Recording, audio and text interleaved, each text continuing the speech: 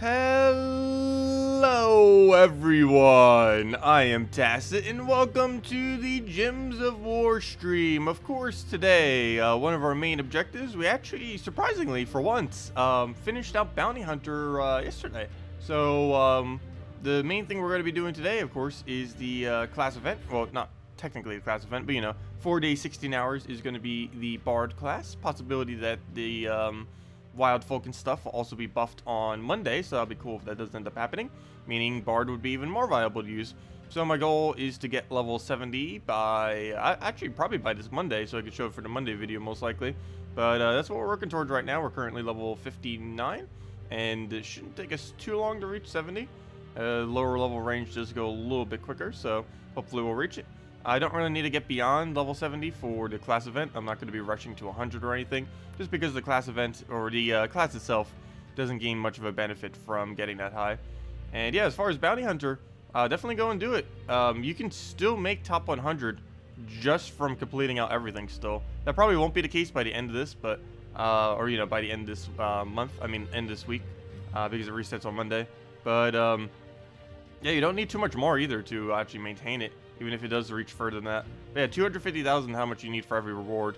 And currently only 86 people have that high of a score at the moment. So there's still plenty of room to go get that. Anyways, let's go and let's go spam PvP pretty much. As you guys have anything else you want me to mention, the majority of the stream will be spent trying to just mess around with stuff to try to get as much EXP as we can. Also, hello, what waits? Hello, Demon or Angel. Hello, Dragon Ball Z fan. Hello, Michael, and hello, Jay. Also, as far as the whole new player thing that you were mentioning, what wait? I'm still not fully certain what you're referring to, but whenever you start a new account, it does start based on, like, matchmaking and everything starts based on a lot of different little factors, and some of them include your level, your team score, which is why it even exists in the first place, as well as things like win rate. So yeah, as a newer player, you still might occasionally have like really hard battles, but it's nowhere near the same that you'd be facing this late in the game.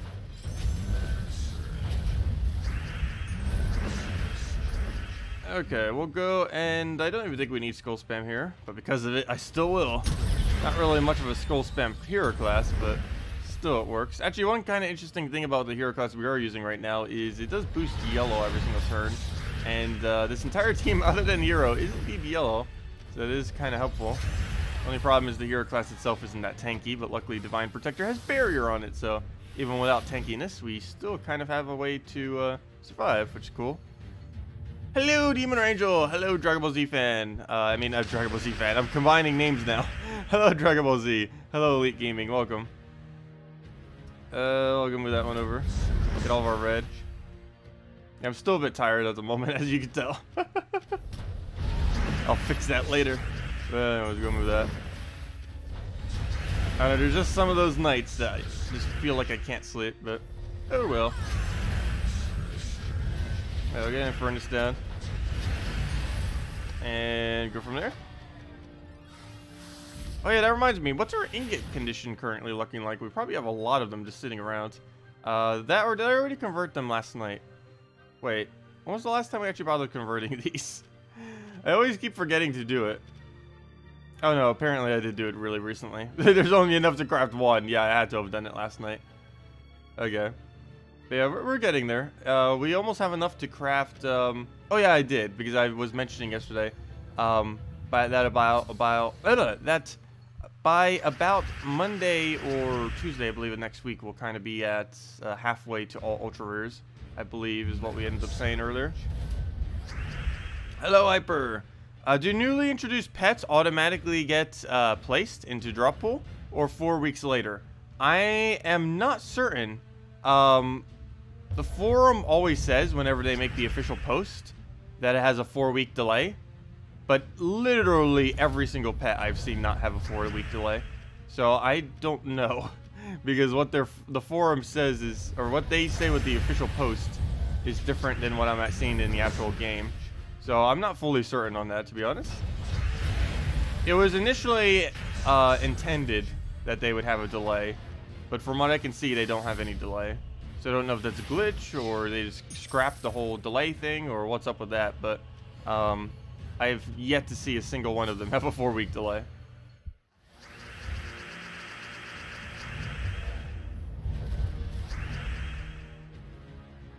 I'm gonna move that over.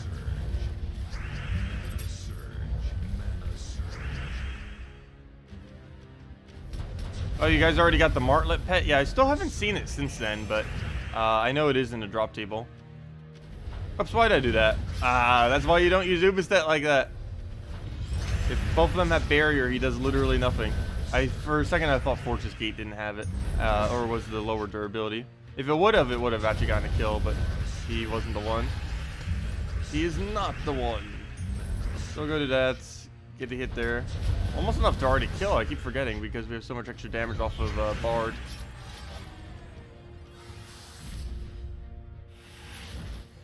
So if you get Death Knight armor and growth pack, what can you get to reach VIP 5 for the chest?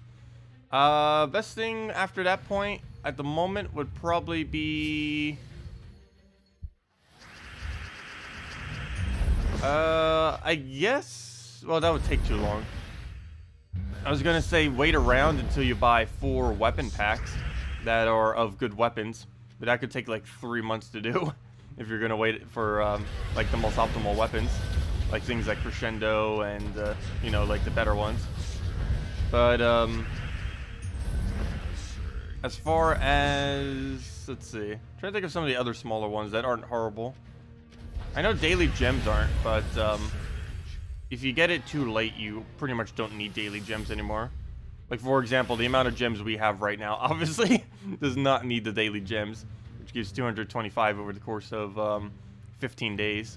But earlier on in the game, that could definitely be good. You can only have, you can't have multiple active at once, though, so you can't, like, activate, like, spam it. So it'd take a while to still do that as well. It would take, like, 2 months to use that many. There's not too many good, like, really small purchases. The main two I would really say are daily gems and the weapon thingies. What even is the weapon right now that's available? Oh, it's that useless Sand of Time thing. Oh, it actually comes with some legendary ingots. I didn't even realize that. The other ones come with 10 epics, and the legendary ones come with 6 legendaries. Yeah, this pack isn't really too bad. That's what I'm doing. Not even clicking on the things. This weapon itself isn't really that good of one. But if it was actually a good weapon, those packs are basically what they were before, except now they come with ingots too, which is kind of cool.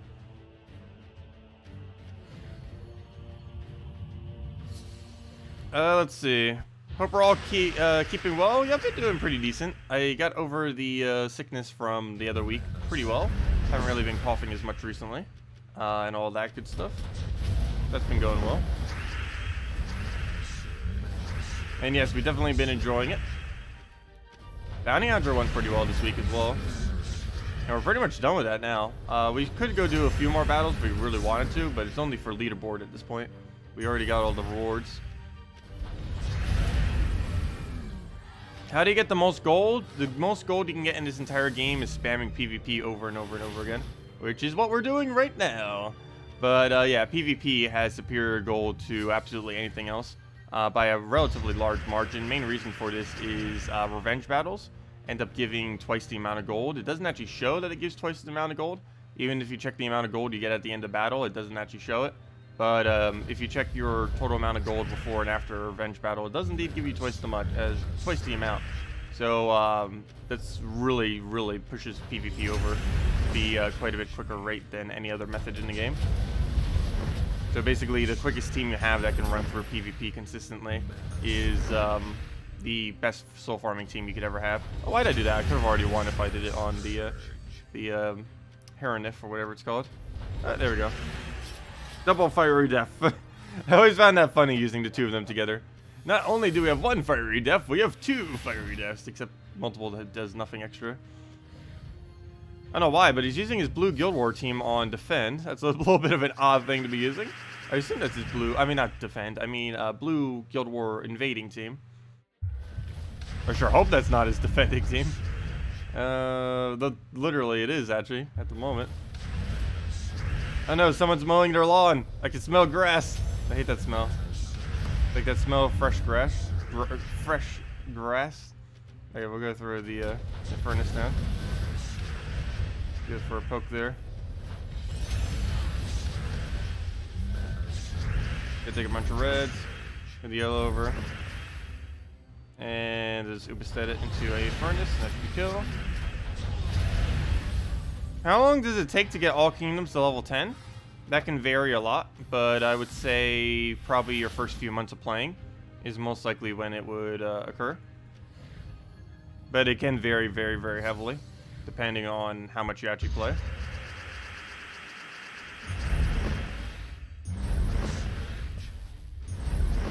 Alright, we'll go through Infernus now. Move the yellow over. I mean, yellow, green. Why do I always mix up yellow and green? I don't know why. Like, out of every color combination, I mess up every color eventually. But yellow and green are the two I, like, really, really mess up. Okay, let's go and, do we not have alignment? Doesn't look like it. So move that over for now. Double check what we have as options. Not much. Go try killing Infernus here.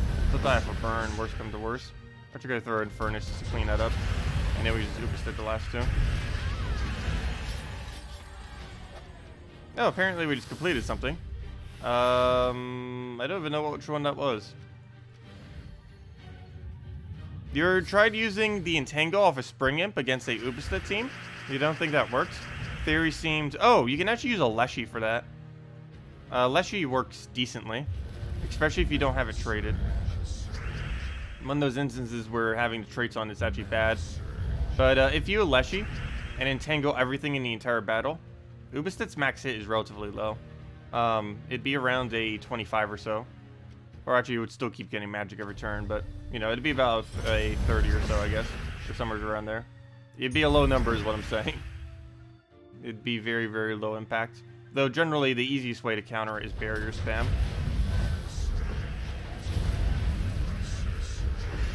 Okay, he's gonna get Dawnbringer. I have no way to get rid of that at the moment, so we'll go and skill poke him. Somehow. Okay, we'll Infernus him instead. That'll work too. Just need to get those barriers off, mainly. Skull over. Get the green over. Take the blue over. Take everything over. Okay, we'll throw Ubestead down. Get our double kill. Gonna do a little bit of damage. Gotta be careful to get at you win. Nice. And as long as he lets us Infernus here, we should be good. And it's almost matched. Just have to deal with Dawnbringer now. Which could be a problem. He could actually still win. He could still win. Whoa, what even is this turn? What even is this turn? Whoa. Ow. Okay, I need one really nice Divinish follow right about now. I can't take those because it'll give him Skull. Move that over. Speaking of Skull. Wait, he already has his barrier removed. I can just do that instead. Well, that was a weird battle. Well, at least with 4 revenge rivals, so we get a lot of glory and everything from it. Even on our 1 trophy. All of them today, apparently, for no reason. Was a good team using Soul Zara without a Dragon Soul? I don't believe there was one. At least not one that wins quick enough that would really be worth it. I know you can Gorgolfo lead the team and just go with a with constantly spamming it. Biggest issue with Soul Zara normally is you need to make sure the enemy always has more HP than her. Which, unless you're facing someone that just naturally has more stats than you, isn't really going to work that well. I don't know. I've personally never been a fan of Soul Zara when she came out. But if you are going to do it, you'd want to do it with mana generation. Something that can mana generate a lot of mana. Preferably off of explosions. Just because you're going to want more than just her getting up every single time. Because her alone isn't really going to win you a battle. So things like Ragnagord, Azura, Gorgolfa, things like that. Things that can feed her while also simultaneously feeding other things. Technically Dragon Soul too, but you just mentioned you didn't have one. Alright, we'll go and get the double hit there. Oh wait, why did I leave all that mess? Okay, it's not too big a deal. It just freeze. Really wish they would have gave Borealis that yellow to blue convert. Wait, you can still... They still haven't fixed that, really? I kind of just assumed they did. You can still actually turn off a Doom Skull when you take it for a Skull match when you're frozen on first slot. That's not supposed to be possible. But it is. Because they forgot to code a freeze for it. Apparently we just did another daily task. What even are our daily tasks right now? I didn't even bother checking them earlier today. We already finished 2 of them. Let's see. Win a battle using 4 troops is the same mana type. Oh, that's going to be ridiculously easy. And win battles using 3 unique troops that all use red mana. Wait, isn't today Red Day? Wow, this is a easy task list. They don't really give us many resources though, but it's Red Guild War Day of all days too. So we already have 5 battles just sitting right there. Assuming we win all of them, that is. And then we just need another 7. And this automatically gets done the second we use a pure colored team, which is going to happen when we do Guild Wars. Wow, those are some easy tasks for once. Sometimes I wouldn't even mind if they're easier for smaller rewards, because that takes almost 0 time. Everything that we had for our task, except for using 12 reds, we already would have done today. And we already were going to use 5 reds today, so it's pretty convenient. I think that's the first time I've had a Guild War Day where the task actually told me to use the Guild War Day color. Which is, of course, very convenient. It's obviously who we were going to anyways. Alright, we'll go just kill this out, secure the kill. Oh, he's using Wild Folk. They'll be buffed, hopefully, by Monday. I don't even know what they'll really do to it other than... They said that they were going to add a bunch of things that have different, like, stat-stealing abilities and such. Also, all new Pan's Veil, as well as all new Wild Folk, will likely have that mechanic, too. Including the 2 that are coming in on Monday. Oh, good, another Ultra Rare Ingot. Very nice. Hello, Siplam. Welcome. And good morning, Michael. And hello, Medieval. And hello, Lisa. Welcome, everyone. Hope all of you are having a good weekend so far. If you guys have anything you want me to go over, just let me know. Otherwise, good majority of the stream will be focused on getting this bard leveled. It's currently level 60. I want to try getting level 70 by hopefully this Monday. Will be the game plan for that.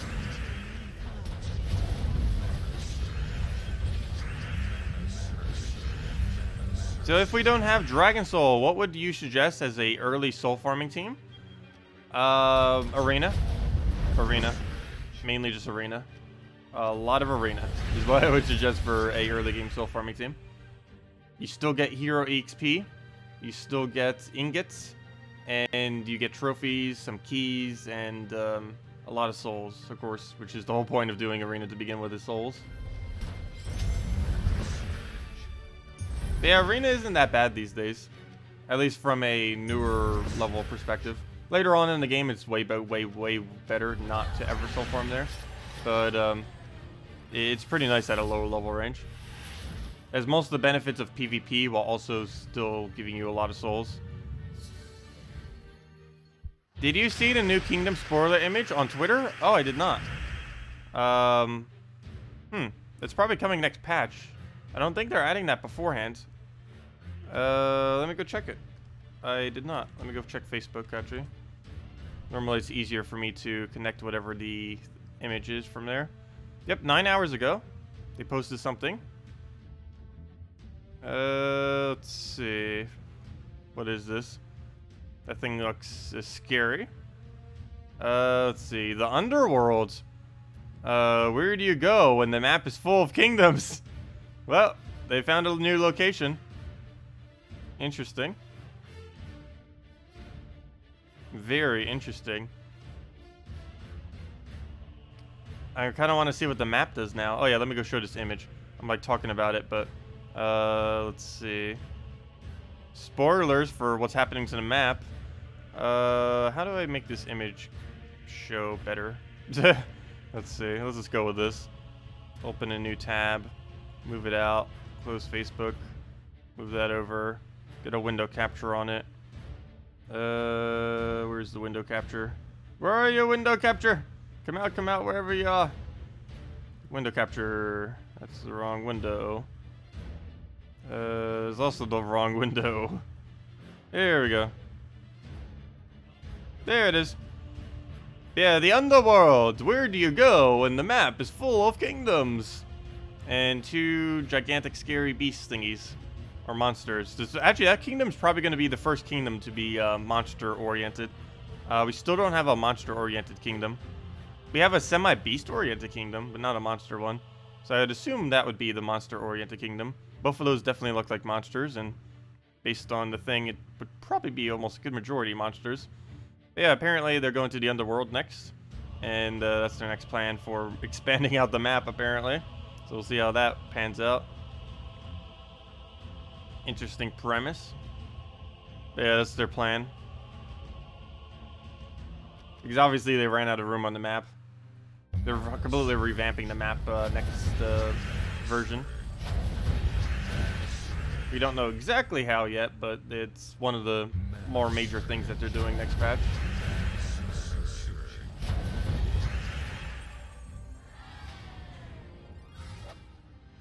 Hey, an epic ingot. You're battling me now? Nice.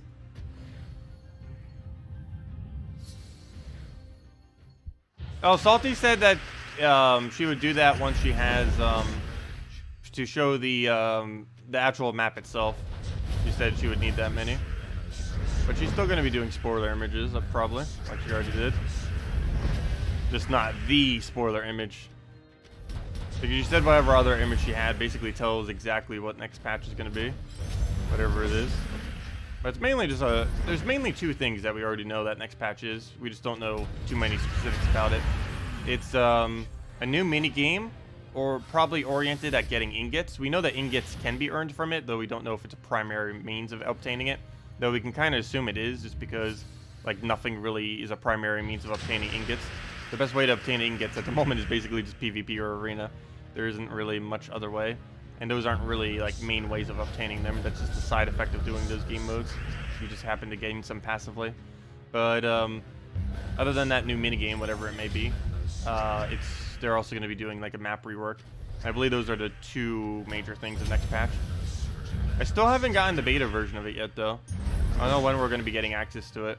But once we do, there's a good chance it's only going to be a few weeks later until the patch comes out.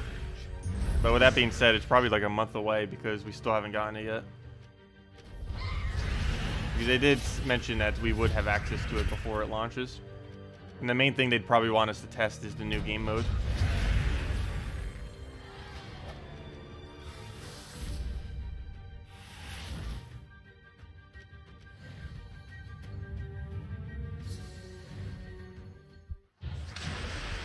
Let's see. No, Guild War Bracket 2 isn't really that hard. Actually, lately I've been doing better in Guild War Bracket 2 than Guild War Bracket 3. I have no clue how that's the case, but that has been the case. Every time I keep moving back to Bracket 3, I do horrible. But then when we move back to Bracket 2, it's pretty decent most weeks. Now we'll go Oobstet that, and then it'll just kill itself out, and dead. I know, thank you for the revenge battle. I know, it's always nice getting more of them. We've actually been getting a pretty decent rate of them this stream, I do have to say. A little bit more than normal, but I don't mind. It gives a lot more glory and it gives a lot more gold. And that's not necessarily the main things I'm looking for here, but it definitely helps out, that's for sure. Main thing we're currently doing, of course, is trying to get EXP as well as trying to get ingots. Gotta keep farming them up. We are miles upon miles upon miles away from ever maxing on them. I still believe 0 people have a mythic weapon so far. Or a maxed out mythic weapon, I should say. Don't even know if anyone's even remotely close. It requires, I believe 55 mythic ingots. I have 9 currently. I'm pretty sure some people might have like 20 or 30, but highly doubt anyone actually is all the way there yet.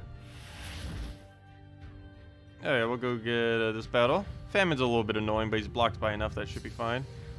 Good morning, Mario! Welcome!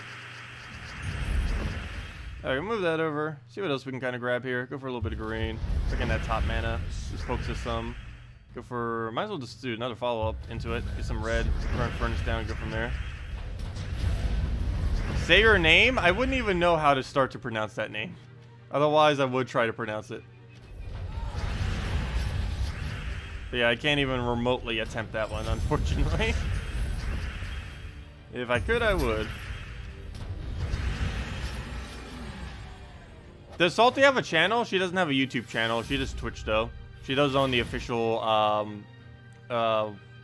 Twitch page of the company, which is Infinity+2 on twitch.tv. It's twitch.tv/Infinity+2, with the 2 spelled out as TWO. I'll go with the blue over. Go take a nice little poke, throw it on his barrier so we don't have to deal with that. Throw Infernus down, and there goes his entire team in one cast, basically. Actually, let me go and dead. Always love the lower stat ones, really quick kills. Hey, we got into the level too. It's not the exact type of level I was looking for, but we're getting really close to... but I guess we're getting so much more XP because we have 100% constantly because of Guild Wars this week. But yeah, hopefully we reach level 1,300 soon. We're almost there. 3 levels away from a pretty nice milestone. Claim our defend reward, claim our bonus, grab all that. Also, I forgot to mention too, anyone who's been logging in every single day, we got 5 legendary ingots today. And in a few days we get 3 mythic ones, which if I'm not mistaken, that moves us up to 12. Let me see.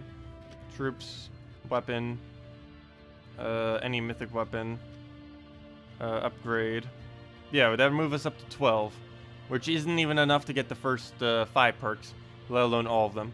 And yeah, I was correct. 55 is how many you need in order to max any weapon in the game, which is ridiculously expensive. It is so expensive that I can't even afford the last trait on a mythic weapon, let alone the other 9 on it.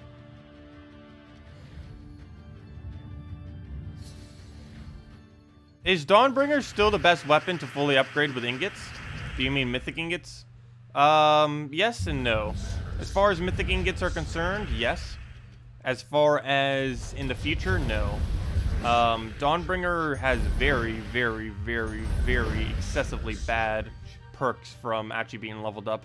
The only reason why it's worth leveling up is the weapon's already so overpowered to begin with that any bonus to it is nice. But there's a possibility that literally any mythic weapon in the future, if it's even remotely usable, will have better perks than a Dawnbringer. So that's one of the reasons why I haven't been putting it to Dawnbringer. Though if you are going to put them into any mythic weapon, Dawnbringer is the weapon to put them into, obviously. So that's why you see a bunch of people with like plus something Dawnbringers on them. But for the most part, no. It's I'm personally saving mine. Though if you do put it in Dawnbringer, that's fine. Because Dawnbringer is still always going to be good. It's not really going to change ever for the most part. But it's just whatever new mythic weapons they may add in the future, whenever they do get around to that, are almost guaranteed to have better perks than a Dawnbringer.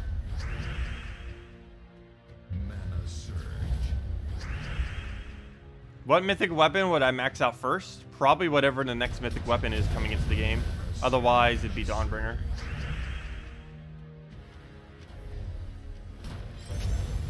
Yeah, my Dawnbringer's still at +0 as well.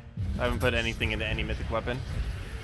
It's just because it takes so long that I want to make sure that when I do it, it's for a nice weapon. And my current game plan is to wait until they release 1 or 2 more mythic weapons. Currently, of course, Dawnbringer is the only one, or, you know, the only legitimate one that actually covers 3 colors. But I'm kind of waiting on that just to see what happens with that. Yeah, my Dawnbringer would be +4 if I was to actually upgrade it. Oh, no, it wouldn't be. Yes, it would. No, it wouldn't. I would need 1 more. After we get the 3 on this upcoming day, in 4 days, I would technically have it with the first 4 perks at that point. But yeah, I think the first 5 are pretty nice on it, regardless. I wouldn't really go any further than that, though. The gem spawns can actually sabotage the weapon a bit, so I wouldn't really bother with it at that point. But, yeah, going for the first 5 could definitely be very useful. The first 5 on many weapons are actually really, really decent, because there's nothing bad it can do. All it is just base stats, making you even stronger. It's why on things like Mountain Crusher, I only went up to 5 and stuff and didn't go any further. Because there are various abilities on weapons that can actually make the weapon weaker in some circumstances. And you can't ever remove them or set which ones you want active. And because of that, you need to choose wisely on if you actually want to upgrade them or not. And there are several of them out there that I would say probably are never worth actually upgrading, just because, or upgrading past the first 5, simply because you're going to be basically making the weapon weaker instead of stronger.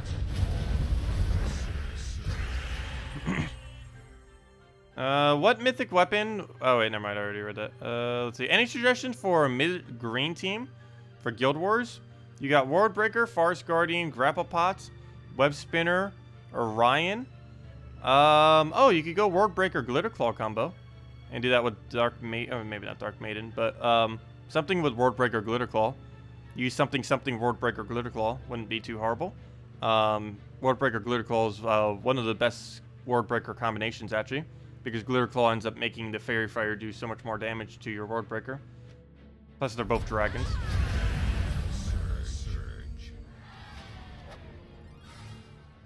Yeah, something along the lines of that team would end up working. You just need to figure out what your frontline tanks would be. And one of them would need to be a mana generation. Probably frontline tank first slot and then mana generate second. Okay, let's go and move that down. Oh, you still don't have Glitter Claw? Oh.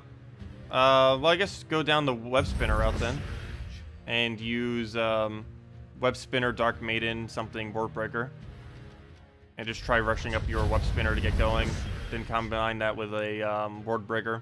You'd probably want something for a Green Storm. Most likely your hero if you can. And go down that route. And just kind of have your hero up there, hitting a bunch. Because Green Storm is really, really good on green days. With Web Spinner, Wardbreaker, all that kind of stuff. Yasmin.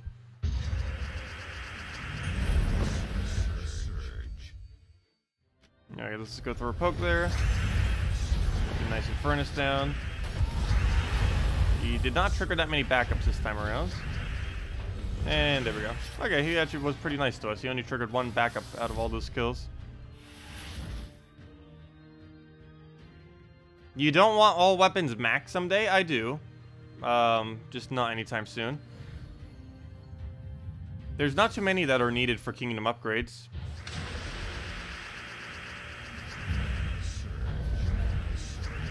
Most of the ones we actually need for Kingdom upgrades I already have upgraded. We will eventually be needing a lot more for Kingdom upgrades, but at the current moment in time, it's 2 is the most you ever need for any one Kingdom. Which is relatively easy to do just off the lower rarity ones, since most Kingdoms do have lower rarity weapons, for the most part. There are a few of them that don't. Ow, that just killed us out, obviously. But we'll go take the skull down for Infernus, go from there. He actually has Prey Seeker. Does he have it maxed? Hey, he's using Max Prey Seeker. We have Max Prey Seeker too. Out of every single epic weapon, it does gain like the most amount of benefit. Even though it's still a kind of average weapon, but at least it's a lot better with the thing. It Hunter's Mark to everything, as you can see. And dead. Now we're gonna get to utilize it. And that weapon also does twice the amount of damage to Hunter's Marked enemies.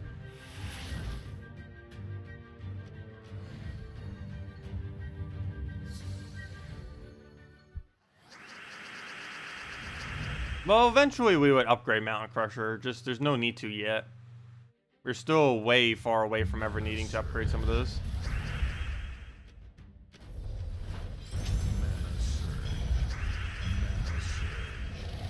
But yeah, for the most part, as far as Kingdom upgrades are concerned, we can just do Epics and below. Very, very few categories actually require us to go do anything higher than that, at least at the moment. And it'll be like a good year or so before that happens. And by then, maybe they'll have the option to set traits if you do or do not want them. I wish they would do that for troops and weapons. Basically everything. Where you can kind of opt on, even if you own the trait, you can opt to not use the trait. Because there are traits out there that can backfire under certain teams, in certain circumstances. It'd be cool to have the option to be able to disable traits or enable them without having to like refund it or something. Yes, the stream started at 10:30 today, half an hour later than what it normally would.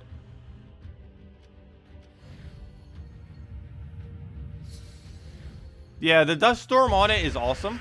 The only big issue with it is there are some teams that you run with Mountain Crusher that do not want to have a Brown Storm, that specifically utilize a different storm other than Brown. That would actually be destroyed if you used a Brown Storm on Mountain Crusher. You have to keep in mind, any team that runs solo Mountain Crusher as the only Brown on the team isn't really going to be excessively good with the Brown Storm on it. The only thing that Brown Storm really does well is... Can you stop reviving? The only thing that Brownstorm really does really well. Oh, I can't even hit it. Really has stealthy. How annoying is that combination? I didn't even realize that. But, oh, what was I just mentioning? No, now I forgot my train of thought. Because this thing was being so annoying. Oh, yeah, Mountain Crusher and the Dust Storm on it. But, yeah, I personally wouldn't really bother with it. Because there's no way, if you want to not use that storm, and you want to use a different storm, you can't. You're forced to have to use that brown storm. Because every time you cast it, it replaces the storm with brown. Yeah, the final trait's really, really dumb as well, yeah. All it is another brown explosion. Yet Mountain Crusher at every level range already has way more than enough brown explosions. I think it normally has like 20-something. And normally the board would only have like 13 browns. There's a lot of instances where they give even more magic to things that have Exploder. Ragnagor is a pretty good example of that too. It's a troop that already has way more than enough explosions. Then it gets even more explosions off of one of its traits. Which does nothing. Okay, we're not dead yet. Almost there. I think I gave him a Doomskull Skull Distract. As weird as that may seem. Oh, nope, he got a free turn off it. Oh, and he just got the kill. It's over. Rip. No, he killed us with ourselves. And down he goes. That's kind of to be expected. That happens eventually. Now let's take the easier battle. One day you will have to put all the traits on the weapons to get to... I know. Well, maybe not. It depends. But yeah, I believe you need 5 weapons fully maxed for the final level. Or was it 10? There's some kind of ridiculous number of them. It's either 5 or 10. I forget off the top of my head. But yeah, you need a lot of maxed weapons in order to get 20-star Kingdom eventually. And 20-star Kingdom probably isn't even the end. It's currently showing as the end, but they're almost guaranteed going to go up to 30-star Kingdoms.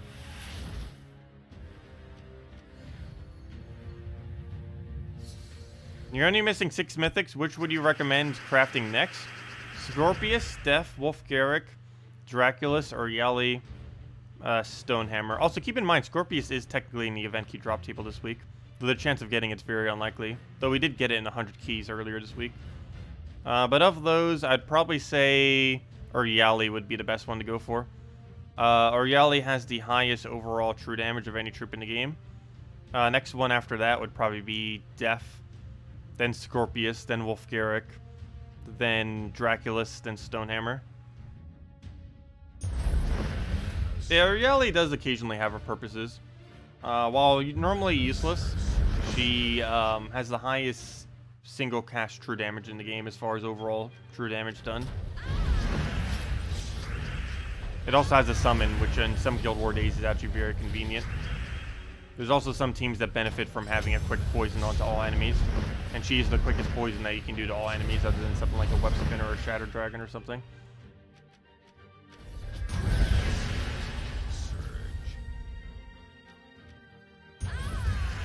Hello, Carlera. Welcome. Also, I still have yet to get a Mythic Ingot in PvP, by the way. All the farming we've been doing since the patch, and not a single one.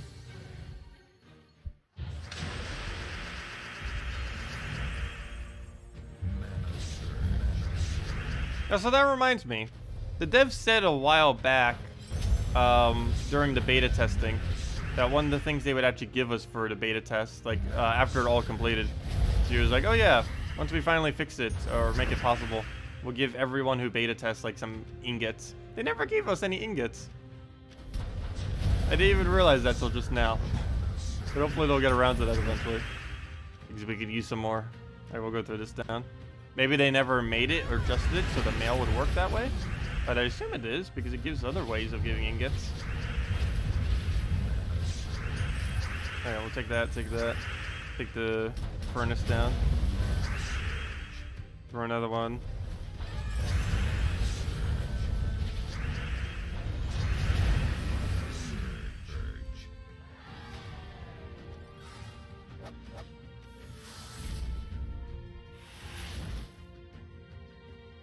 Troops with trait customization, like the new heroes, would be great. Too many traits are close to worthless. Yeah, pretty much. And there are many traits that can backfire. None specifically on this team. Most troops don't really have any that would. But noteworthy ones that kind of backfire are things like Leshy, various storms on troops, and Leshy is immune to Entangle, that is. Normally you actually wouldn't want it to have immune to Entangle. And basically any trait that's, the biggest, I think, offender of it has to be new weapons. Mainly because all the newer weapons have, like these really, really weird 1 gem spawns or 1 gem destroys, which are super horrible for the weapon. It basically just nerfs the weapon like crazy, because it gives a really high chance that whatever that will do basically nothing and just help the enemy.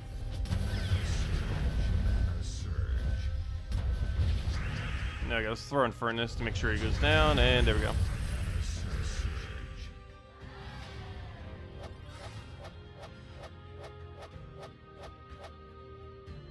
Hello, name I have no clue how to pronounce. It's always nice to take good walks. I normally just take it around the block.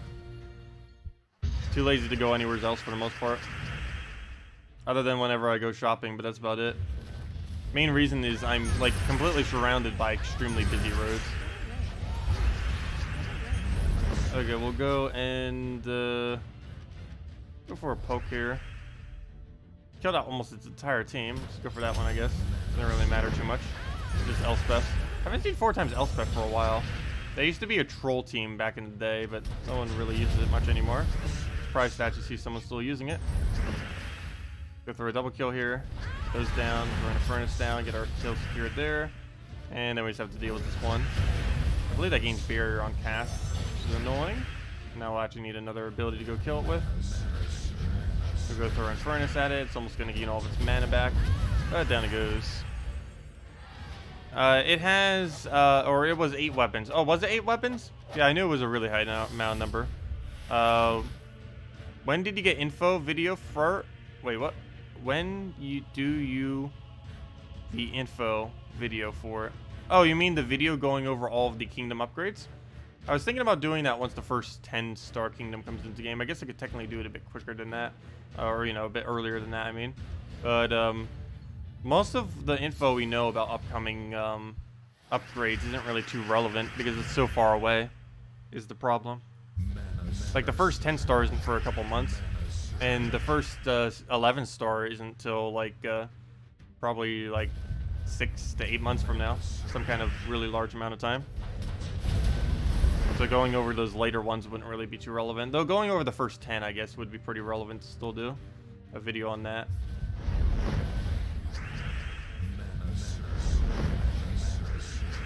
And if I'm not mistaken, doesn't the 10th one require the Mythic from the Kingdom? Which makes it really annoying. Because, well, you need the Mythic from the Kingdom. Which is the hardest thing to actually obtain from every kingdom. Especially for things like Karkaroth, where you require owning the orb-related one to actually get it, the Zugoff, which barely anyone even owns. I am currently only 1/4 the way there of owning a Zugoff. That's how far we are. When is my house party? I know, right? Yeah, it's been so relaxing having the whole house to myself. The only problem is now I have to constantly keep doing dishes and everything. Okay, let's go and take the skull. I don't normally mind doing it though. I'm actually like such a germaphobe. I am so often like clean my hands and clean like literally everything. So while I do hate cleaning dishes, I like do it constantly. Like there's absolutely like no dishes at all in the sink. Like, I deliberately make sure to use as minimal as possible. And then the second after I'm finished with anything, I just cleanse it like crazy. And then put it right back up. Let's see. Alright, we'll go take the yellow there. Take the red. Just throw that down. And throw another Infernus.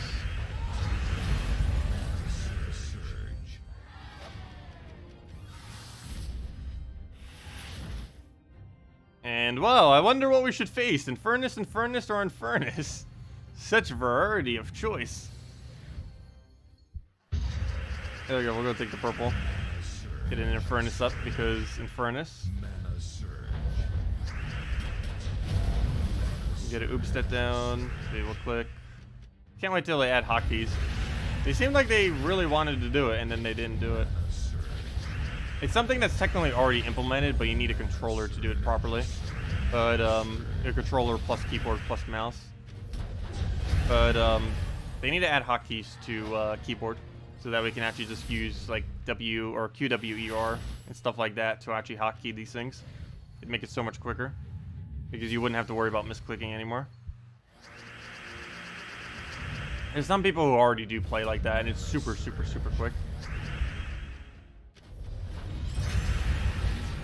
It just requires having a weird controller set up for it. I believe Steam's controller could actually work for that, if I'm not mistaken, since it can use both at once. So you can use the movement capability while still using the hotkey capability as well.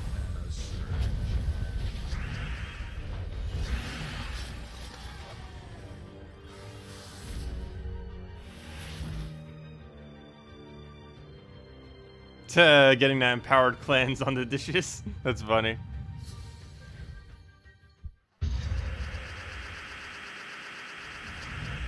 Alright, we'll go move that down.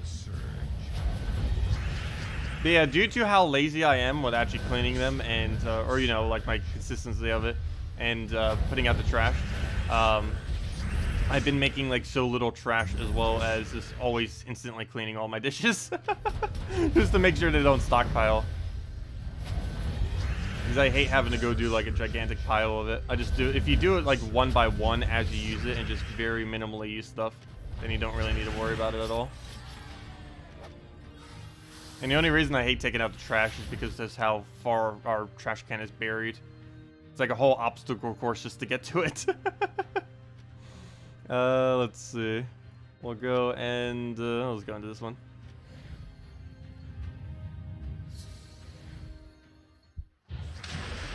Okay, we'll go take the skull over, take purple, throw an Infernus down. So we'll go move the skull and then take that. Take the red over, throw that over. Obsidius for the double kill. Get an Infernus down. And see what else he does. Actually, we'll take the green over. Oh, I should have actually skull spammed. Oh well, we'll let that happen. Where's Obsidius where you need it? Okay, we'll go with skull spam. That'll super overkill it, but we'll go with that. Run Infernus. Dead. Hey, another level. Wow, it's going so quick already.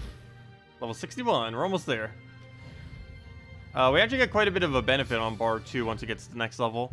It gets either green enchant or I believe a +1. I think it's purple if I'm not mistaken, because it has arcane. Keep forgetting that too. It does have arcane. It's actually really good cast-wise, or at least cast immunity. Gets extra bonus stats effect. We get the extra magic in last position, which doesn't really do anything in this situation. You get the reduced spell damage by 20%, which is currently the only instance of it in the entire game that does anything. There's a few heroes that have it, but hero is the only thing that has it. 50% mana start, which is pretty standard for a hero. And all allies gain 1 magic, which we can also change for +4 magic to artifacts. Though more often than not, we wouldn't want to be restricted just to artifacts, so we put +1 to everything instead of +4 all into hero. And one Infernus will do it if he doesn't kill it, which he shouldn't. Bone Dragon's not that overpowered these days. Actually, Bone Dragon's pretty useless these days compared to what it used to be. Poor guy. At one point, he was the most strongest thing in the game by a ridiculous margin. Now he's never used because he's so weak. Only thing he's really used for is that quick freeze against skull spam sometimes. Because if you take an extra turn into his final trait, if you go actually skull poke him and you get frozen off of it, you actually lose your turn immediately.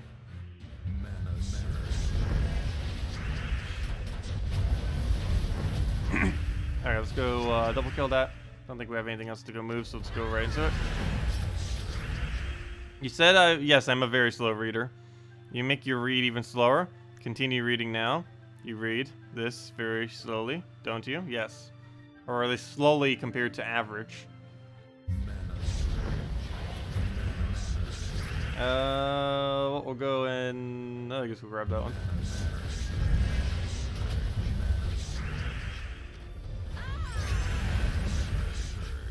But yeah, if I was to ever read a book, which I haven't done for like what, 2 years now, it would take me like a month to read a single book, even if I like diligently tried to read it.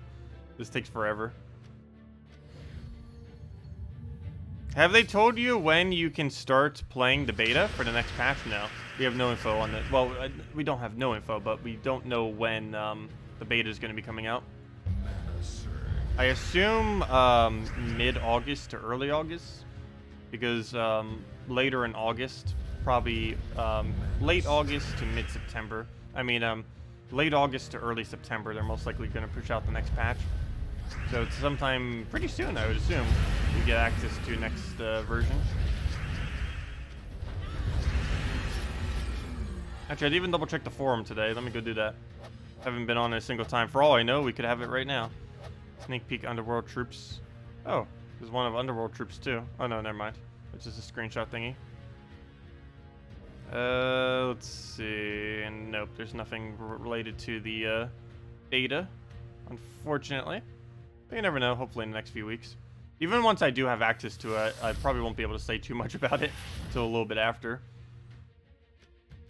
The one thing I probably can say is if it does use sigils or not, the new game mode. That's probably the most curious thing I want to know about next patch, is if it's actually going to be a sigil system or not. I'm hoping for a no on that. Ideally, it would be a map system, where you just have to use one map per time you want to play, so that we can finally start burning through maps.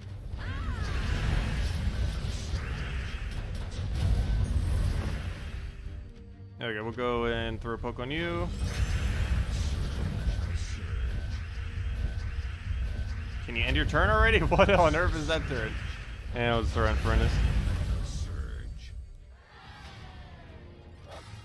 Do you have any idea what dark gems are? Is that the, which just comes with the puzzle quest? Dark gems. I do not know what dark gems are. I didn't actually read that part on the spoiler thing. Let me go see. Let me control find dark gem. But no, I've never heard of this mechanic. Dark gem. I don't see it.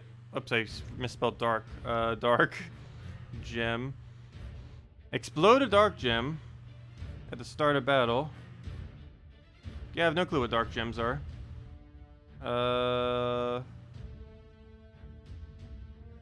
And there's a legendary coming in eventually from who knows where that is going to have that mechanic. Interesting. Yeah, I have not seen that yet. I have not seen that yet. But yeah, I have not the slightest clue what a dark gem is. A gem, but darker. Alright, we'll move that down. Go through a queen map kill because queen map. Oh wait, it's not even traded. Really? Never mind. Queen map's not a threat. You have fully traded Champion of Anu, yet you don't have fully traded Queen Mab. How's that even possible? Okay, let's go and Ubistet that. And poke it dead.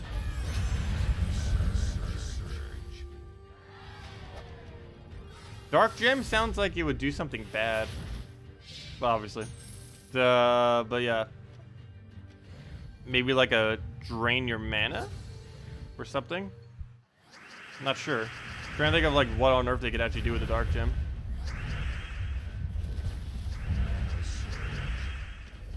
It seems like it would be a bad thing to take though. Okay, we'll go throw a poke at it. Get the other one over. With the other one over. Get an Ubistet down. For Infernus.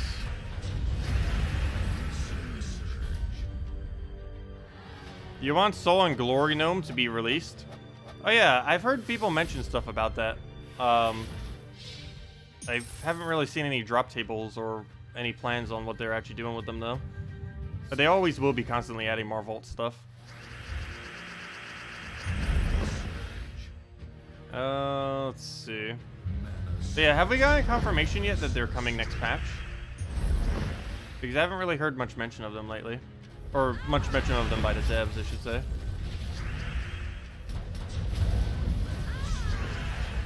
Oh, good to skull and then goose. Oh, was that ultra rare? Yeah, I couldn't even tell. It moves so quick, the screen. Let me see. Luckily, we have the instant replay. We can cheat and see. And even with the instant replay, I still can't even see it because it moves so quick. Good job. Wow, that moves way too quick. Because I clicked it. Oh, it was ultra rare. Aha! I thought I saw an ultra rare. I know an ultra rare when I see one. There we go. It's kind of easy to tell. You just look for all the blue. It's a blue little ingot on top of a blue border.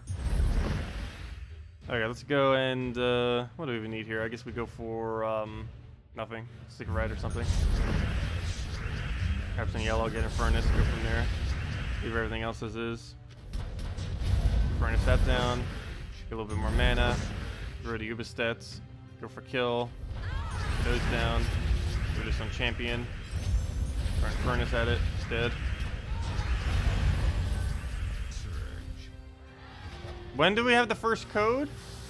Probably when we find our next pet gnome or treasure gnome. We actually haven't found a single one yet to stream. It's been an hour, so we should find one very soon at this point. But yeah, next pet gnome, next treasure gnome, we will give out a code. And then we'll have another one a little bit later on in the stream.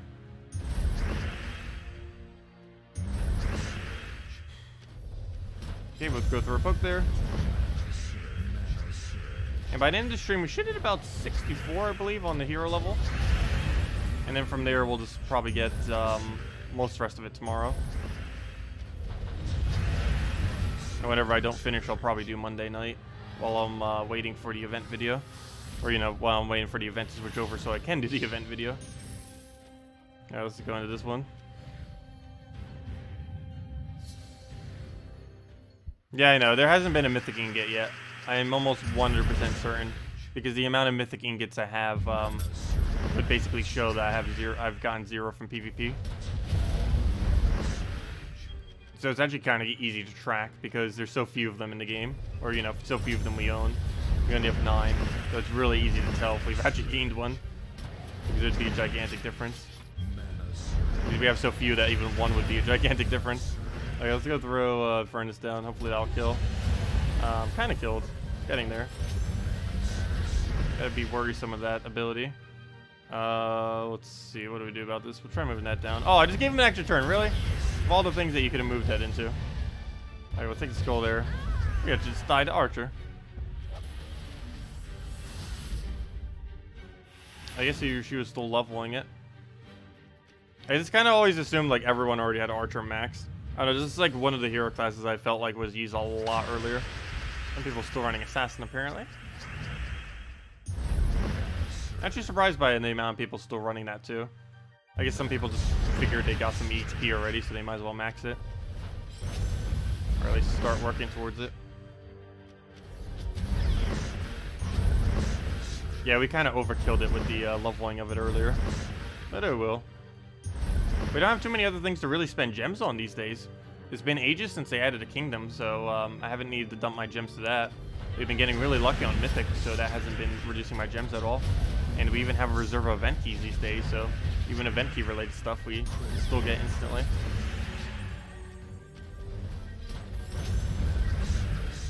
And dead off of Ubistet. Yeah, the resource piles we actually have right now is the biggest we've had for a while. Not on everything, but on quite a few things. It's been the biggest we've ever had. Gems, it hasn't been. I believe the most gems I ever had at one point was like 30,000 or something. Almost 40,000. So that's not the highest. Gold is pretty much the highest I've ever had. It's over 10 million at the moment. I'm kind of holding out for New Kingdom. Glory is the highest I've ever had. And constantly will be. We're trying to work to 1 million, I guess. Souls is...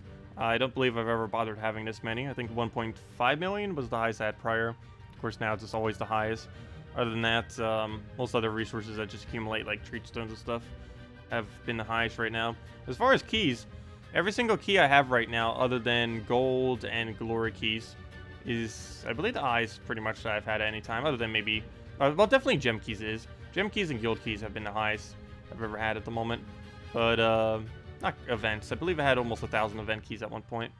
But, glory keys, we had, oh gosh, like 50, 60,000 at one point. Like, such a ridiculous number. It was kind of funny.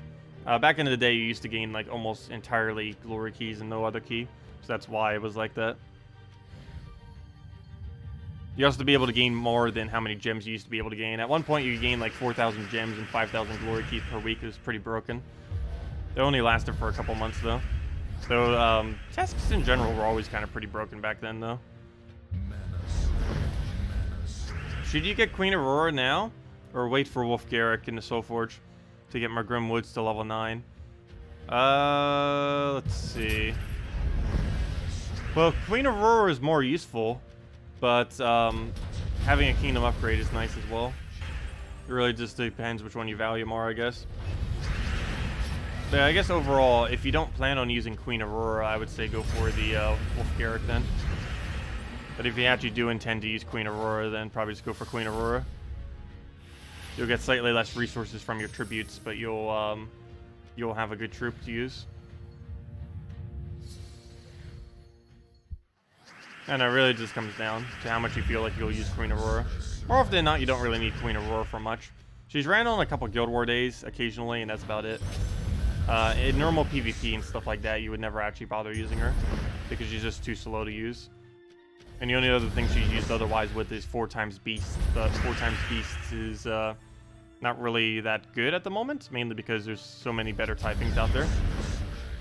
Also, if I'm not mistaken, I don't even think beasts have a bonus, do they? For using 4x them. A pet bonus, that is. I don't recall them ever adding one for it. I don't believe there's one. Their bonus isn't even that good to begin with, but I don't believe they have one. I think it was like attack HP armor or something is their bonus. It's better than the monster bonus, at least, if nothing else. What do we need here? We'll go take the... Oh, let's take a red, I guess. Grab that. Go grab ourselves. I don't know what else do we kind of need here. Grab ourselves a blue. We'll get a nice poke down. Get the Valkyrie hit a little bit. Oh, you just ruined my extra turn. What are you doing, Explosion? If you don't have Infernus and Ubistet comes up in the Soul Forge first, would you craft Ubistet or wait for Infernus? Wait for Infernus. Infernus is better than Ubistet.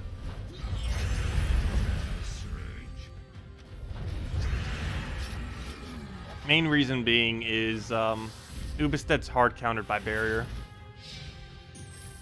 Even though most people don't bother using barrier spam.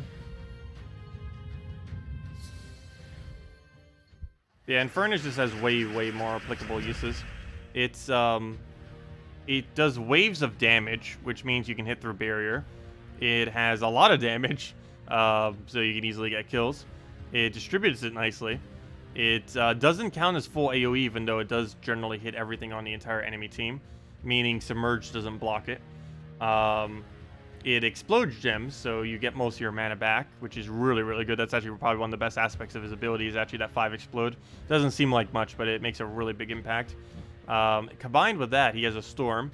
He's the only really good explode into an automatic Storm thing in the game. Actually, I believe he's the only one, let alone a good one. But yeah, he has a Storm into his explode, basically meaning he counts as 2 troops just in that. Because normally you'd have to individually have 2 different troops, one for your Storm and one for your explosion or board clear. But this troop does it both simultaneously, amongst all of its damage as well. And on top of that, it's also the best burner in the entire game. So even if he was literally useless on everything else, he would still be the best burner in the game. Which is another funny kind of factor about him. There are some teams that even literally just use him for that. Like if you're using an Element Grim purple spam team, you wouldn't even really throw your Infernus at all. You would use him solely for his burn. Whereas Ubistet, the only thing you would ever bring him out for is teams like this, where you're going for really high impact, quick kills. But other than that, it's not really good for much. Infernus just has way more uses. And is still considered the strongest strip in the entire game. There are some instances where Fairish Rock could be considered better to craft, but it's mainly if you're planning on soul farming anytime soon. Otherwise, Infernus is definitely the way to go.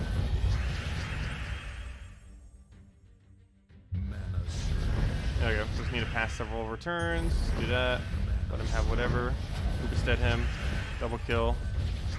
And down he goes. If anyone still has any other questions, let me know. And I'll make sure to go over in it. Or go over anything you need me to go over. And we'll have the first redeem code whenever we find a treasure gnome, which, where are they? We've gone an entire hour without a single treasure or pet gnome. Pretty unlucky today. Yeah, we're going to take the yellow down. It's only a matter of time, though. Oh, she has holy armor. Oops, I didn't realize she's using what's his name? The Dragon Guard class. What would be better? Level 20, good class, or level 100 bard? Or level 100 bad class, I mean. Level 100 bad class would definitely be better than a level 20 good class. Just because there's generally at least some perks on the later ones that are decent. Even on the most horrible of hero classes. Almost every hero class has a really decent level 70. On many hero classes, their level 70 is actually better than their level 100. Hello, Enoch. Welcome.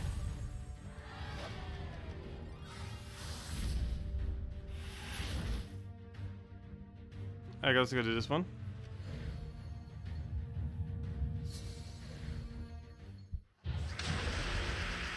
Well, you can still do a lot of stuff without mythics in this game. You just have to find alternative means to do damage output is the main thing.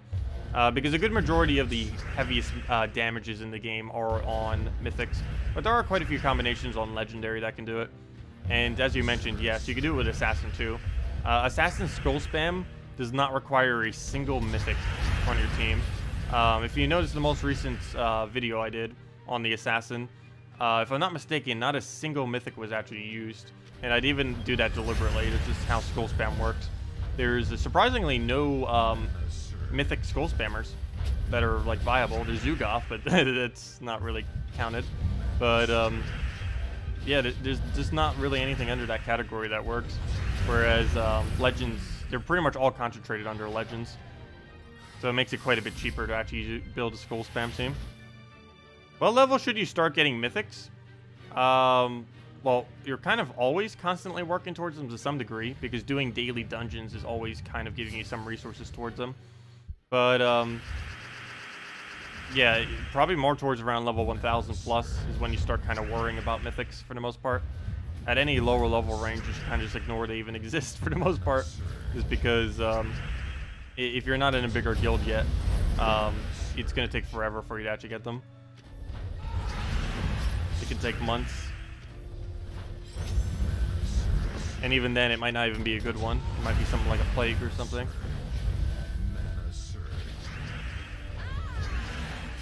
What is the best way to explore for the event? It's a yellow event, right? So all you do is just go to White Helm and spam it with like a Sunbird Rowan team or your hero on the team or anything like that. If I'm not mistaken, the event was to do yellow, right? Yes. Event was to kill a bunch of yellows. So you just go to White Helm, go to Explore, use a team kind of similar to this, and just keep repeating over and over again. I'm personally using Sunbird, Sunita, Firebomb, and any hero weapon. And you could change that out for instead putting a Rowan in here instead of your hero. You might need that. Wow, we already got that. What was that for? 4 of the same color or something? I didn't even realize that. We're actually using 4 reds. I didn't even intend to make that team like this. I guess we get slightly higher attack because of that. But, yeah, some kind of team similar to this. You get your 400 gold, you get your quick kill, and you get your hero EXP. This is everything you need. The only big issue with using a team like this earlier on in the game is your Sunbird is not going to one-shot the enemy. It's probably going to take 2 shots, meaning it's going to go quite a bit slower. But this late in the game, I do have the amount of stats that we actually can one-shot it in most situations. Not all situations. The biggest situation, I'm actually going to go for Dawnbringer, because I don't believe that's enough. Never mind, it is enough. But you can use any AoE weapon there. It doesn't have to be Dawnbringer. Or really, just any weapon in general. It doesn't even have to be AoE, though generally you would want it to be. I grab that for Firebomb. Get a Dawnbringer down, because apparently we don't have anything else. There goes Barrier, unfortunate. Go throw a Dawnbringer first. Have his Sunbird. It is pretty much what you would do. You gain a decent amount of gold every time as well. Whenever there's a plus 400 gold on a troop like this that you can use and explore, it's one of the quickest gold rates in the entire game that you can actually do. I still find it better to do PvP personally, but you still can get really high win rates. I mean, really high gold rates. And what's nice is you can get basically 100% win rate, so it's really consistent compared to PvP. As you can see, we're getting 900 gold each time, 1 event gem or some amount of event gems, 1 bard EXP or whatever hero class we're using, so on and so forth. Now let's do the one more battle. We already did all the yellows we need, so no point in me really doing this. We are like 4 times over on the event already, or something like that. We'll just throw this down, dead, and there we go. Yeah, that's pretty much what it looks like. It's also a really quick way to gain EXP. That'd be about 180 EXP per hour, which would be way quicker than what we're getting in PvP. Oh no, I didn't mean to use this in PvP. Fail. This team does not work in PvP. Luckily, this team has low enough stats that we should be fine. As long as he doesn't do a weird core vash on us. Yep, he tried. He missed though. It'd be nice if we had a Dawnbringer right about now. There we go. Perfect. Throw that down. Get a Sunbird. Oh, that actually went pretty quick. And there it goes. Yeah, don't accidentally use that in PvP. That would be very bad. Let's go switch to... actually, you know what? I'll do it again. Even though I just said that. But just because we'll get 400 extra gold. It works in PvP and Explore this week, if I'm not mistaken. Oh, no, it doesn't. Never mind. It's only Explore, I forgot. I made that mistake almost on Monday, too. On the Monday video. I just kind of always assume it's both. It's only Explore this week, if I'm not mistaken. We don't get the extra 400 gold with him for... the yellows are both, but him is only an Explore. So us using him in PvP is pointless. So get rid of that. And switch over to what we normally use. Hello, Tuck. Welcome. Can you explain when to explore on Warlord 2 and why you would do it? I never explore on Warlord 2. What I do is challenge on Warlord 2 sometimes. And the reason for that is I do it for soul farming teams. The main reason being Dragon Soul. On some of the Warlord 2 challenges, have a low enough amount of stats that you can triple cast a Dragon Soul to kill it out. And that's why I do it. But no, I would never really use higher difficulty in Explore. The highest I would use is hard difficulty. And that's if your Explore team has soul gain on it. So you gain 25% more souls. It's only 10% higher stats for 25% more souls. But other than that, I would never bother running on a higher difficulty for Explore. Which I was hoping that would surge. Just got so much mana. Now let's just Ubestead him immediately. Oh, I could think it was green, so well. Hopefully he doesn't get summoned there. And his armor protected him. So we'll go throw down another hit, and there we go. That can actually be a really annoying trait. It gains like 5 armor every single time you do HP damage to it. That combined with like 20% spell reduction could actually, or not 20%, but you know, some kind of amount of spell reduction. That should be really annoying. It's also funny when you poison them, because they constantly just keep gaining stats over and over again. They're not like anti-poison, but they gain so much of a benefit from it. Oh, so where are all the gnomes, by the way? Maybe we'll give out the code a little bit earlier than that, but we're getting really bad gnome luck.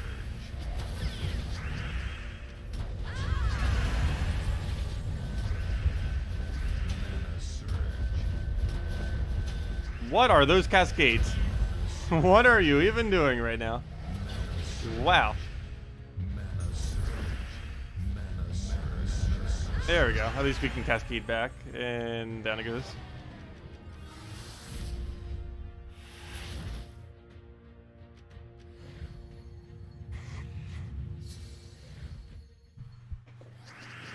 Ugh. Okay, what do we need here? We'll go grab the red-green. Get another poke down, throw in our Infernus, get that down. Get our mana, throw Infernus down. Get our the last little bit of explosions we need. That'll then allow us to Ubestead, kill out all of his important troops.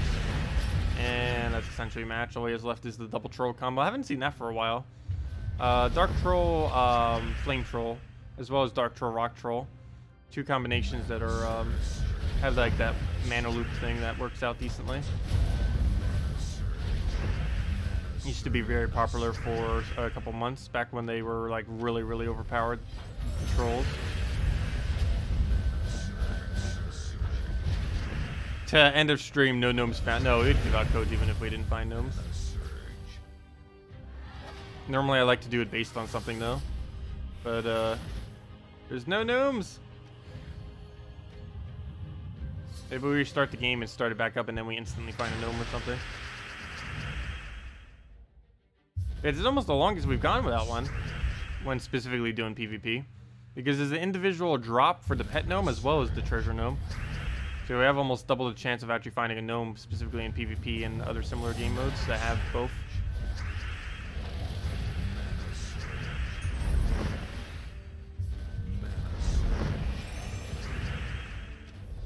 We get rid of the thing on. I guess we do it on the summoner just so we don't have to deal with that. And then we Ubistat into Infernus and go from there. And he's going to get his barrier up. Only a little bit though. Not too big a deal. Go throw that down. Hopefully have alignment here. Nice. And his whole team just dies to that. And dead.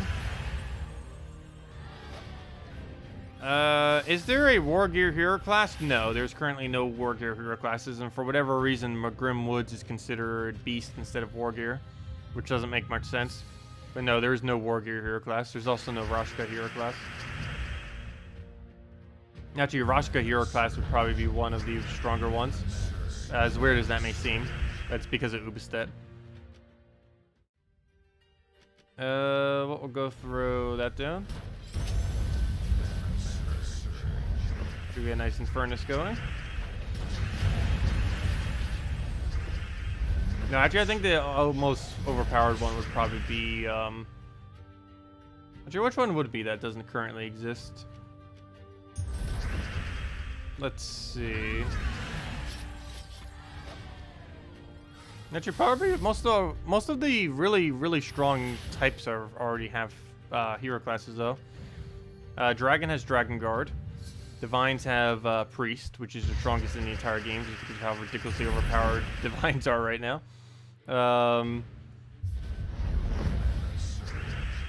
Daemons, we do have hero classes for, though they're not really like exceptionally over the top. What other typing am I missing? It's like one other typing that was like really decent. I think there was one that's decent that doesn't have one. I'm trying to think of what it might be. Can't think of it off the top of my head. I'll get that down. And oops, step for the kill. And even if it revives, it would have killed the first slot. We just ended it again. Hey, we gained level 62. Very nice. Yeah, our goal is at least level 64 by the end of the stream. I gave it a little bit higher than that.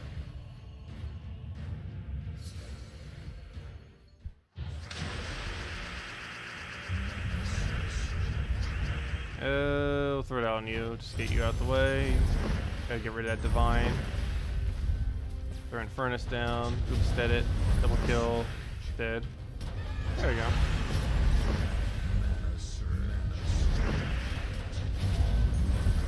Yeah, let's throw another one. And he's still alive. Luckily that speeds and kills it out. And dead. And there we go. Hey, another ultra rare ingot that goes towards our things. Also, I haven't even been trying for a leaderboard recently, but we actually haven't been doing too bad as far as points. It's also been starting to get slightly easier to make leaderboard now that people haven't been bothering as much. Maybe I'll start trying for leaderboard again.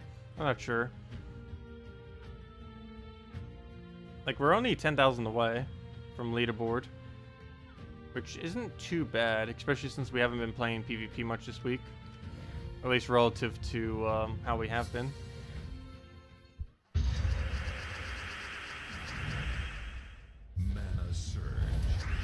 Hello, Ruts. Welcome. Does the difficulty affect Gnome Chest? No. Nothing affects Gnome Vaults. the loot you'll get is the same regardless, so just do it on normal difficulty. I don't even know why they added a difficulty option for it. It's really misleading. But yeah, do not set your difficulty higher on a gnome vault. It has no effect on the actual loot that you get. All you're doing is making it needlessly harder.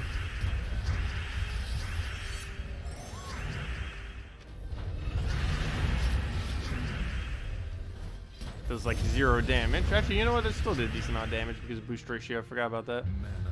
We'll go through Infernus, and that's match. And the bard actually gives us enough damage from it. Very nice. And down it goes.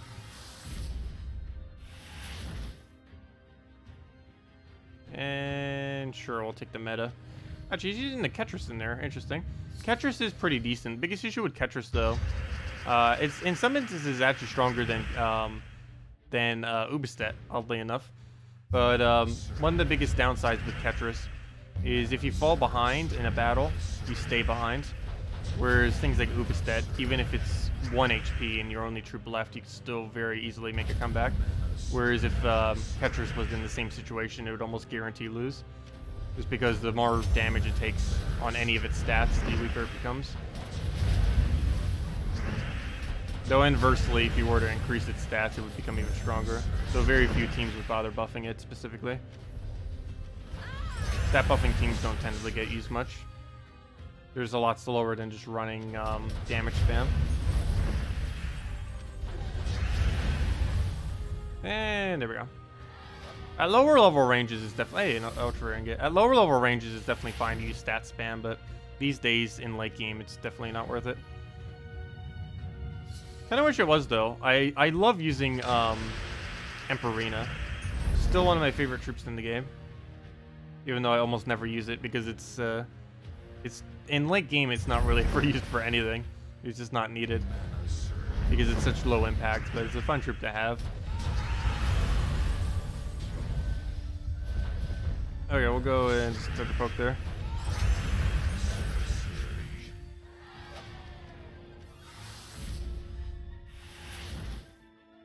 And I guess we'll go for the mid-range one. That actually looks easier than the first one. The first one looked like it was 4 times Dragon, which still would have been easy, but there's some annoying ones in there. Like Stasi with Barrier, Dragon Soul for 5, stuff like that. And he'll have full mana next turn, so I don't even need to worry about it. Just grab whatever, and then he'll automatically full mana. Then we just Ubistat something. We go for Skull here, go for double kill, and then poke into anything. And that's that. And sure, have an Infernus. Good night, what waits? See you later. Yeah, it'll be uploaded after the fact, but we're not really going to be going over too much. Mainly just going and grinding through the hero at the moment. Main next thing we're going to be going over, of course, is this Monday when the event switches over. And we'll hopefully have level 70 Bard by then. And we'll go from there. And hopefully Pan's Veil buff as well. That still hasn't been confirmed yet, even though I keep saying it. But hopefully it is. Go throw Infernus down. Go throw a poke. What else do we need here? We'll just do something. Go right over. Throw Infernus. Let him have another upgrade. I really wish he used to be able to upgrade constructs. Back when typing first came out, mechs and constructs were the exact same typing, but now they're different. And now because of that, Spark Grinder is useless because he no longer upgrades constructs. Back when he used to be able to, he was really good. A weird strategy that used to be used was he used to be used with Fortress Gate to make like a ridiculously tanky impervious troop, which is really funny. And it was all low rarity stuff that you got kind of early in the game too. Made it really good at lower level ranges, and then they got rid of it by making it only work on mechs.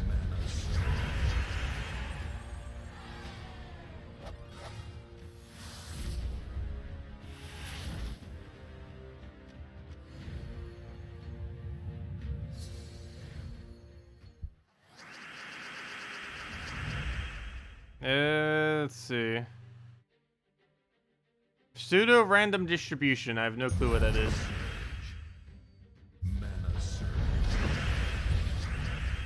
So fake randomness? I wouldn't mind them having consistency with drop tables. If that's kind of what you're mentioning. Like, where it seems like it's random, but like every X amount of things, it still gives you something. There's been mention of it in the past. I don't think people specifically called it that, though. But, like, basically to have, like, a guarantee mythic after X amount of key openings and stuff like that. That's currently not implemented. It's just 100% random at the moment. But, yeah, I don't see why that wouldn't be bad. Or, I mean, why that would be bad, I mean. Okay, we'll go and let's throw a hit at it. Get a nice kill in there. Get a nice Infernus down. And just kill it out.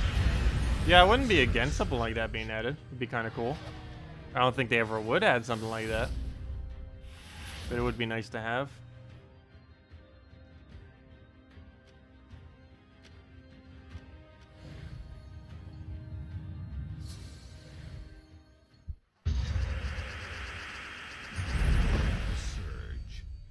Could be good if we had a pity timer for a gnome right about now, wouldn't it? Seriously,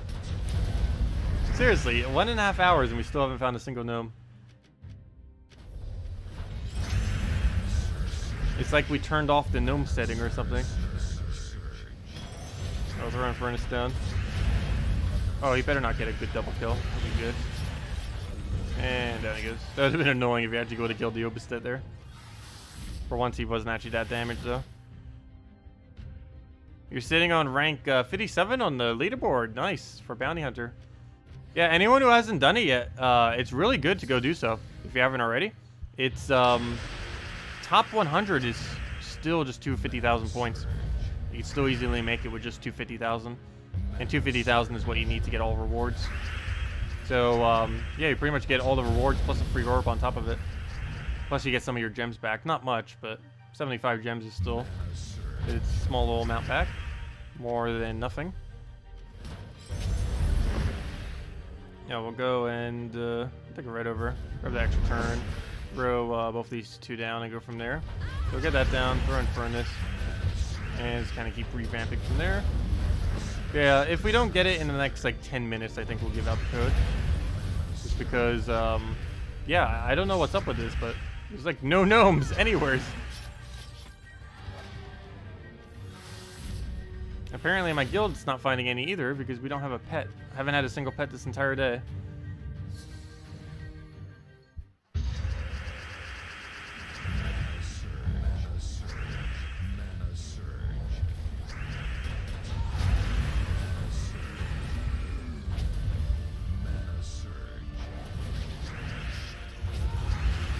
And one more hit will do it. Anyway, let me do that. Dead. And there we go. You went 3 hours yesterday and then got 3 in a row? Interesting. 4 imps? Yeah, I can see that happening. Going forever and then it's like you just get all of them at once. Alright, we'll go for the blue there. Take the red into Cascade, get all that. Burn Furnace, press the damage. Hey, he gets a decent amount of stats from all those things, doesn't he? Doesn't actually show the pet bonus. Why don't they show pet bonuses on the cards anymore? That used to be good. Like, not just the pet bonuses, but like all the little bonuses that they have. They had like a nice little extra screen for it that showed like all the extra stats that it was getting. I don't know why they got rid of it.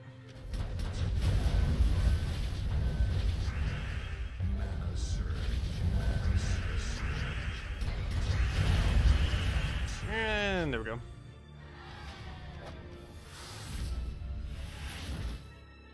Oh, dragon eggs. Actually, you know what? I'm not going to take dragon eggs. We're going to go for the Champion of Anu. Low-level Champion of Anu at that as well. This one doesn't have it upgraded, though. Like the other low-level did. So let's go throw a poke at it. Throw it out in one shot. Wow. And you know what? Infernus is probably not to clear. Almost. If we would have gotten Skull, it would have been.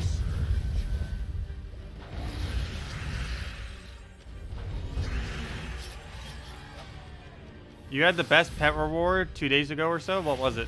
A blue or purple orb off the major one? 3 pets and 7 color food. What was my best? I got 5 pets with almost pure color food before. Some people mentioned they got 7 pets before. But 5 is my highest at the moment.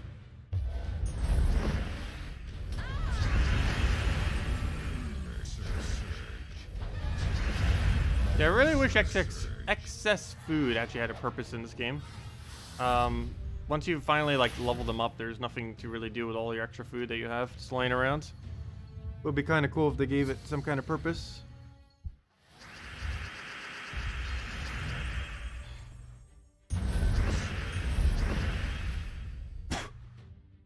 Alright, let's go take purple. Grab all that.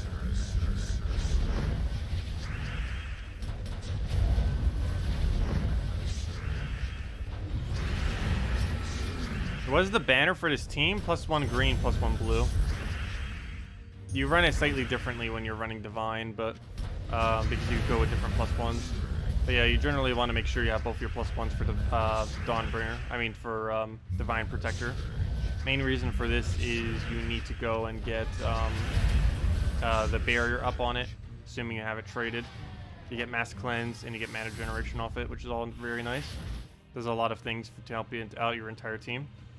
If you don't have that, and you're running something like a Mercy version of this team, you'd want to set your banner to +2 yellow instead.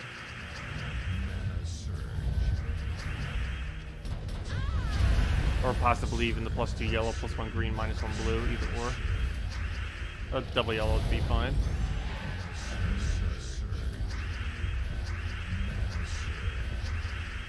What even is that turn?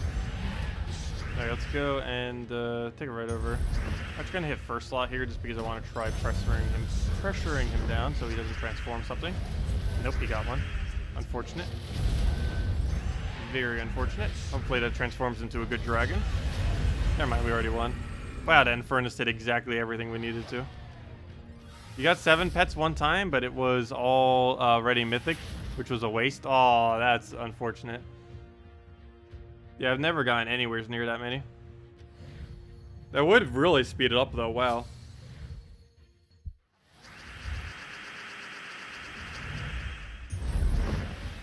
Okay, let's see. I'll go take that. Move the purple down. Go see what else we can kind of grab here. Go get ourselves a green. Get like a nice little poke or something. Throw it on first slot. Probably get summon, which should be fine. Get a nice Infernus down. Oh, they're not next to each other, so we don't get it as nicely, but let's do that. And just get the last little bit for his mana again and just clear it out. And how are you not full mana? Guess we'll grab the yellow. Get a nice Infernus down. That should be kill, or almost kill. And Skull will do it.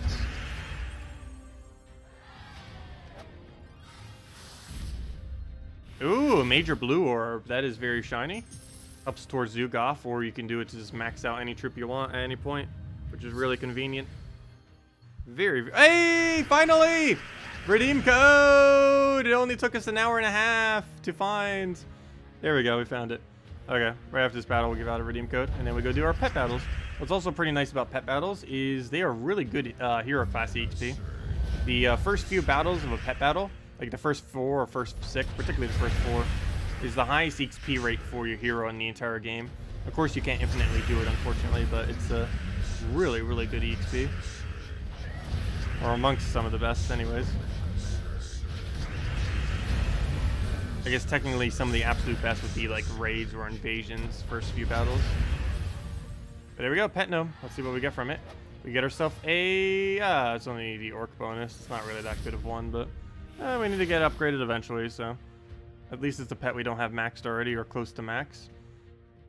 Rather be getting the ones we have like miles away from max so that they all go a little bit more evenly. But anyways, let me go backtrack and go give out a redeem code. We'll have another one a little bit later as well, but let's go give out the first one, as I mentioned. Let's see. Let's click edit. Oh, we actually have one related to it too. Pets, cool. Let's go copy that one. See if it works. Click backwards on the redeem code page. It's the only annoying part about the redeem code page now. The way that it kind of works, after you redeem a code, it kind of goes to a weird state, the page. I'll go put that in there, put that in there, say redeem. Oops, I put a space in it. Make sure I don't have a space. Click redeem. Got it. And put that over there. Boom, boom. Put it below me. And go from there. Okay, let me just move this. The code right underneath. There you guys go. You use the redeem code right there on gemsofwar.com underneath the game code section. Your invite code can be found underneath your options menu, which I'll show in a second. Let me just put that there. Let me go copy paste it into chat. And there you guys go. Boom and boom. Okay, so redeem code. Use it on gemsofwar.com underneath the game code section. You can either go to the website or click that link, and or go to the website, click game code, or click that link. Both will bring you to the same location. Your invite code can be found underneath your settings menu. Whatever your game says there is what you put in. Redeem code is what it says below, where it says redeem code, obviously. Or the one to copy in chat, you can just go copy paste. And it gives the same reward as always. Of 2 treasure maps, 1 gem key, 200 souls, and 2,500 gold.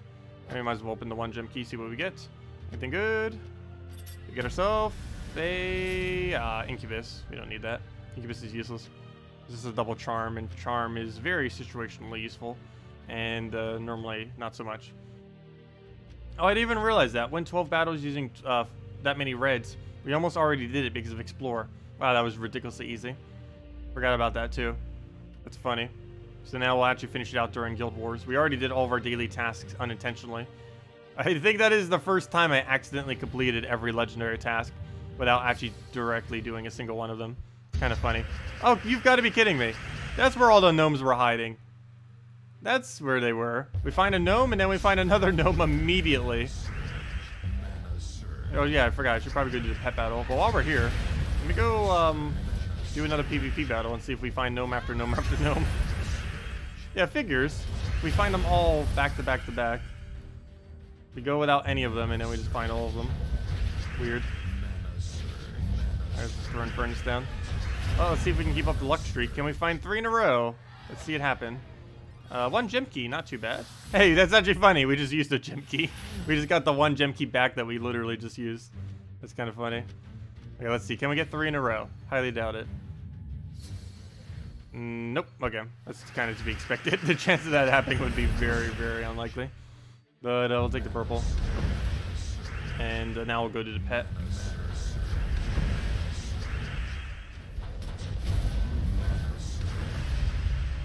Yeah, I guess they hide in bunches then. They hide in small little groups. Yeah, let's go for an Infernus there. And kill him before he submerges. Actually, doesn't even matter. Nothing on our team is affected by submerge. I don't know why I'm trying to worry about submerge. Single target's not affected by it. Double hit isn't affected by it. Skull spam obviously isn't affected by it. And the way that Furnace distributes his damage doesn't actually count as AoE, even though technically it is in a way. Alright, let's head to pet battles. Go do the pet that we just got. And yeah, just do all 8 of these battles. Very quick EXP for the initial ones. Unfortunately, it's goblins, but oh well. Grab the green, grab a blue. Go take a bunch of randomness. Let's go for a nice little hit. Hopefully it doesn't get a summoner. I should have killed it, but it's not too big a deal. Just need to get 1 nice Infernus in there, and that'll just wipe his entire team. And overkill. There we go. Xbox One and PS4 cannot use redeem codes because of something with policy on those 2 platforms that prevents them from legally doing so. Not sure what the whole deal with that is. They have tried in the past, but it's pretty unlikely that they would ever be able to get redeem codes out for either the console versions.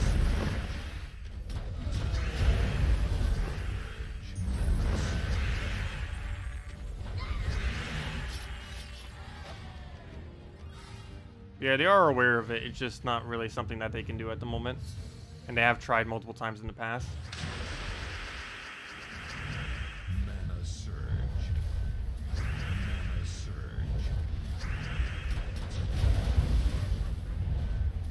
Mana surge. Okay, just double kill off of that. And then we just throw them our little hit at them. And these do give 2 EXP each, which is one of the reasons why it's actually so much EXP. Most game modes do give 2 EXP. Only like the super quick ones only ever give 1. Okay, we'll go and take the blues. That'll be full mana because we got enchant. That random stats effect at the beginning of battle, while normally pretty useless, can get some really nice instances where it's good. What's kind of odd about it too is if it triggers on the very first turn, if it triggers on enchant, you actually get that 2 mana immediately on your very first turn, which is kind of cool. So basically you're starting with 2 more mana than what you normally would have been. Not to mention you still have the enchant. Yeah, no problem for the redeem code. And I'll have another one a little bit later on during stream.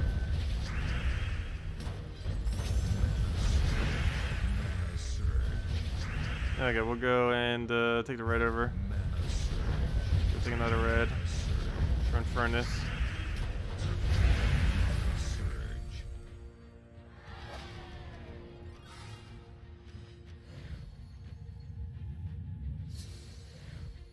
If anyone still has anything you want me to go over, just let me know. I'll make sure to do so. Otherwise, we shall continue the grind. We're at, like, what, level 62, I believe, right now? Probably getting pretty close to 63. And we need 70 by Monday. Or at least that's the game plan. Because in case they do buff Wild Folk, I want to make sure we are currently using a level 70 Bard for it. And I might just use Bard all next week, I'm not sure. It depends what I use for raids. I'm actually not certain what I'll be running for raids. I'm leaning towards Titan, but I might switch to something that isn't leveled yet, like Death Knight or something. Because Death Knight would affect everything other than the raid boss itself. The problem is it wouldn't affect the raid boss. Also, it doesn't start with half mana, I don't think. Which is another big issue. That's a really big factor, starting with half mana on raids.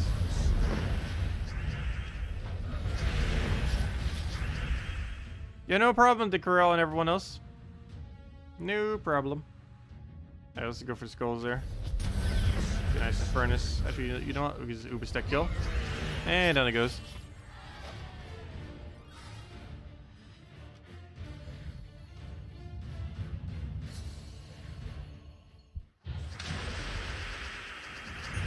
There we go, we're going with that. Take the purple.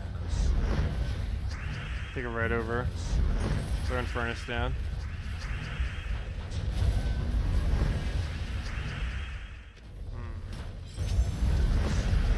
Let's see. We'll move that.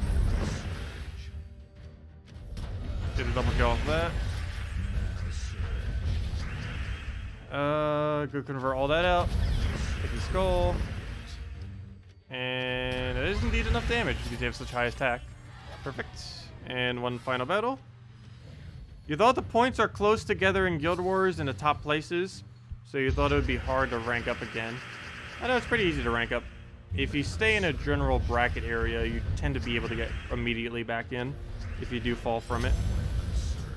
My guild every single time has made it from bracket 3 to 2, every single time it dropped to 2. I mean, every single time it dropped to 3, I mean.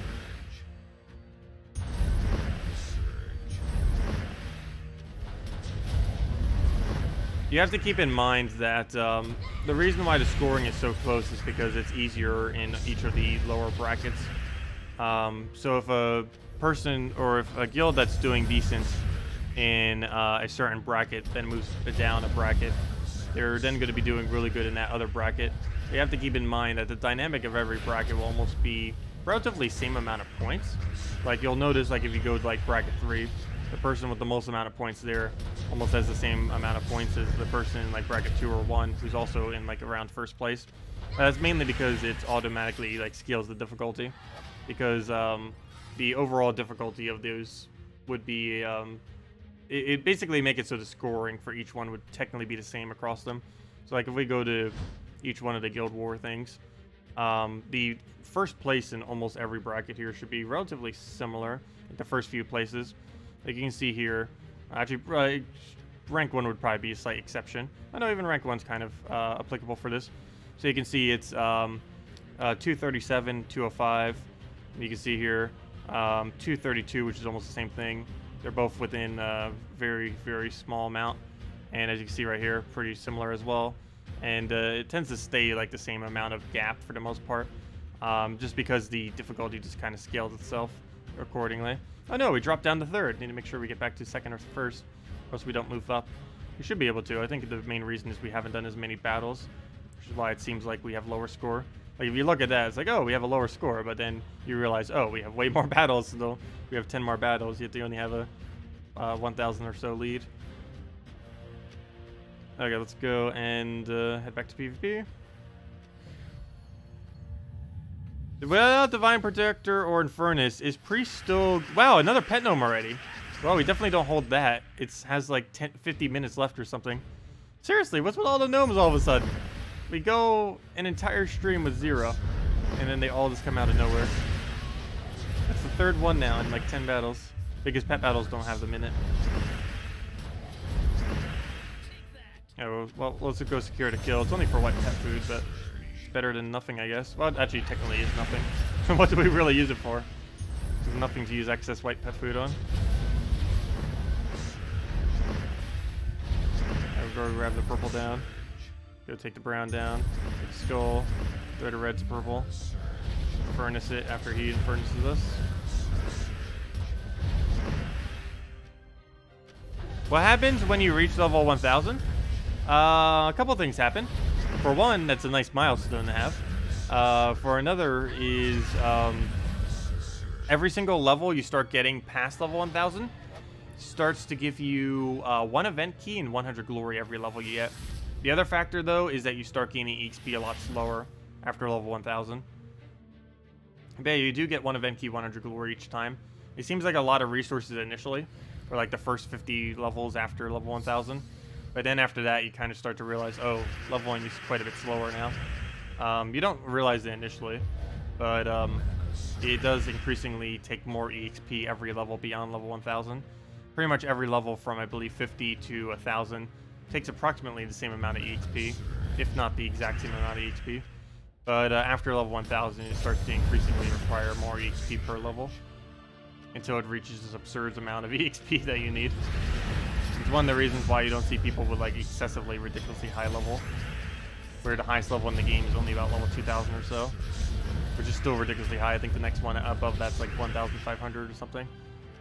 But it's why you don't see as big of a gap of level between high level players who've been playing for ages. It's just because it starts to get slower and slower, the leveling system. Oh, we just hit level 63, very nice. Has the current code already expired? Wow.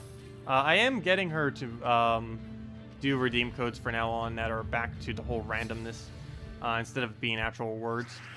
So we are going to have that again, just so that people can't accidentally try using it beforehand, just to make sure that they're always unique and stuff like that.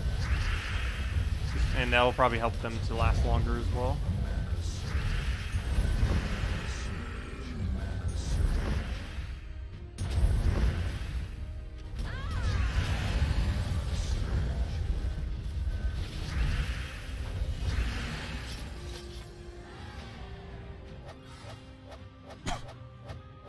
Pet Gnome blocked your question? Sorry, what was your question? Let's see. Without Divine Protector and Infernus, is Priest class still usable with Ubistet and Divinia? Yeah, I don't see why not. Oh, wait. Never mind, it's because you don't have the weapon. Let's see. Trying to think of the alternative weapon to use that would still fit into that team. I guess Anu Scepter wouldn't be horrible. Trying to run something like that. You'd still probably be able to get away with it.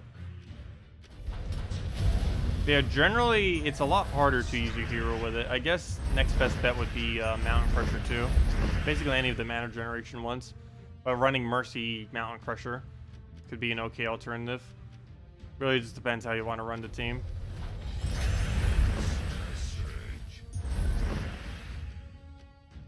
We'll go move that one over for an Ubistet. And we just killed off Infernus.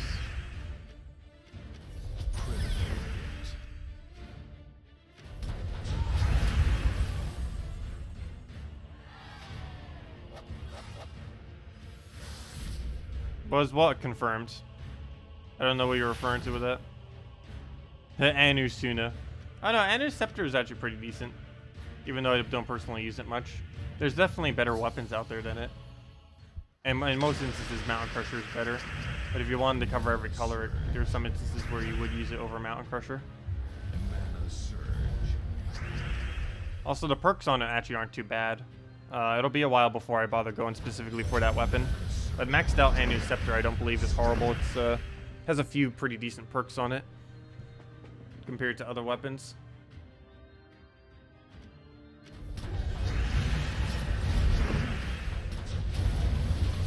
Okay, we're Death Marked on first slot. That probably won't make too big a deal, but you never know. I'm gonna not take his mana just in case. And again, you know what? I guess we could take his mana because if we cast him, we'll get Barrier, and Barrier would protect us from the Death Mark. He just redid it, so we have one turn of delay now, where he won't die. Now he can, and he doesn't. And oh wait, duh. What am I doing? We've cleansed whenever we cast. I keep forgetting. That's another factor of that weapon, which is very nice.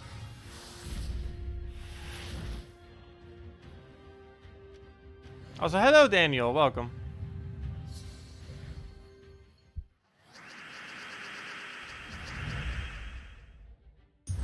Okay, what else do we need? Still have to move around. We'll go take ourselves a green to red. Grab that. Get Divine Protector. Throw this on a free kill.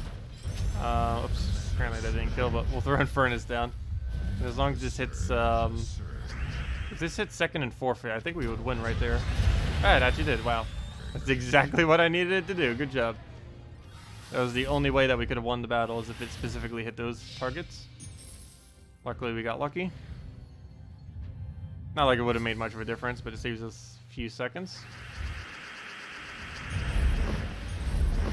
If that could happen every battle, that would save us a lot of time. Unfortunately, that's not the case. I'll go take a yellow here, throw Infernus down, go from there. So we'll get that down.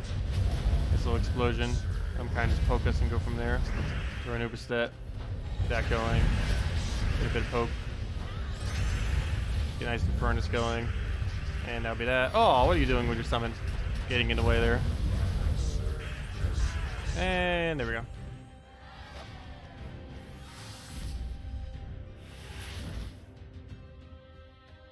I guess we'll go against Justice. I haven't seen Justice team for a while. Corvash, Justice, Valkyrie, Queen, Mab.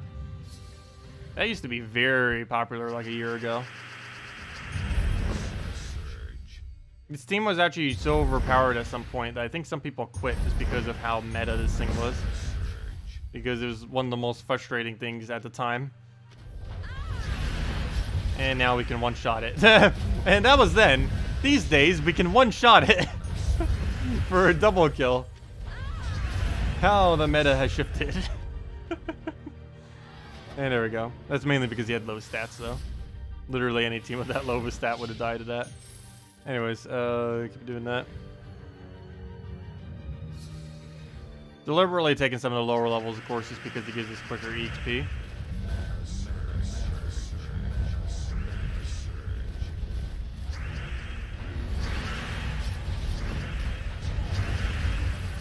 And this match, if we have to get a kill here, sure, we'll do with that. And down it goes.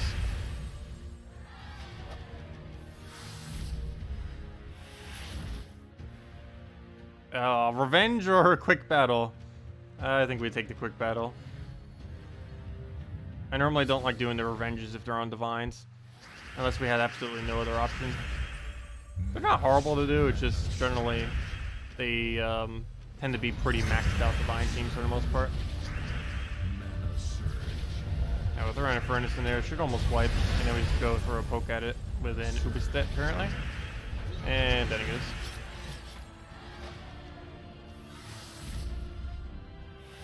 For Guild Wars, oops, let's do that one.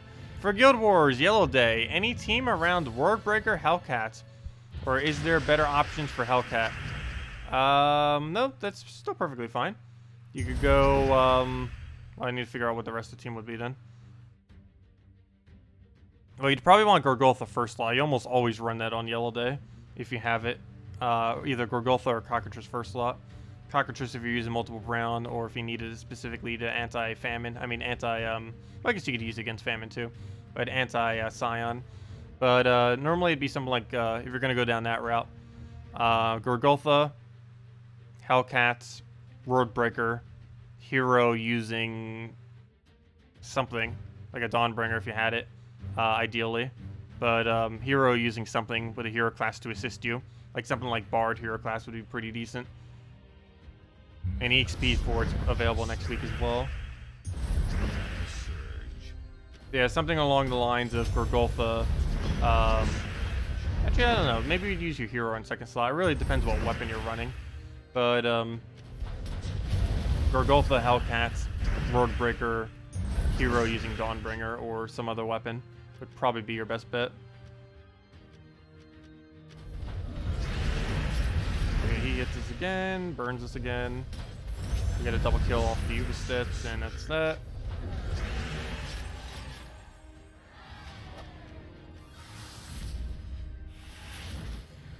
Yeah, Hellcat is really good on both yellow and purple day. I currently only run him for purple, but he is pretty decent for either, depending on what specific troops you're using to try to fill the mana into.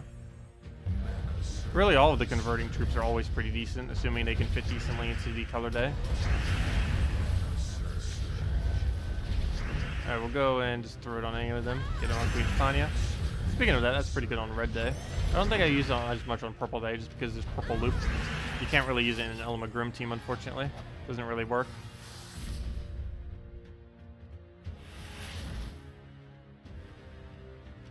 Actually, you know what? We'll take the other one. If you go hero first slot, Titan class, what would you be the fourth slot?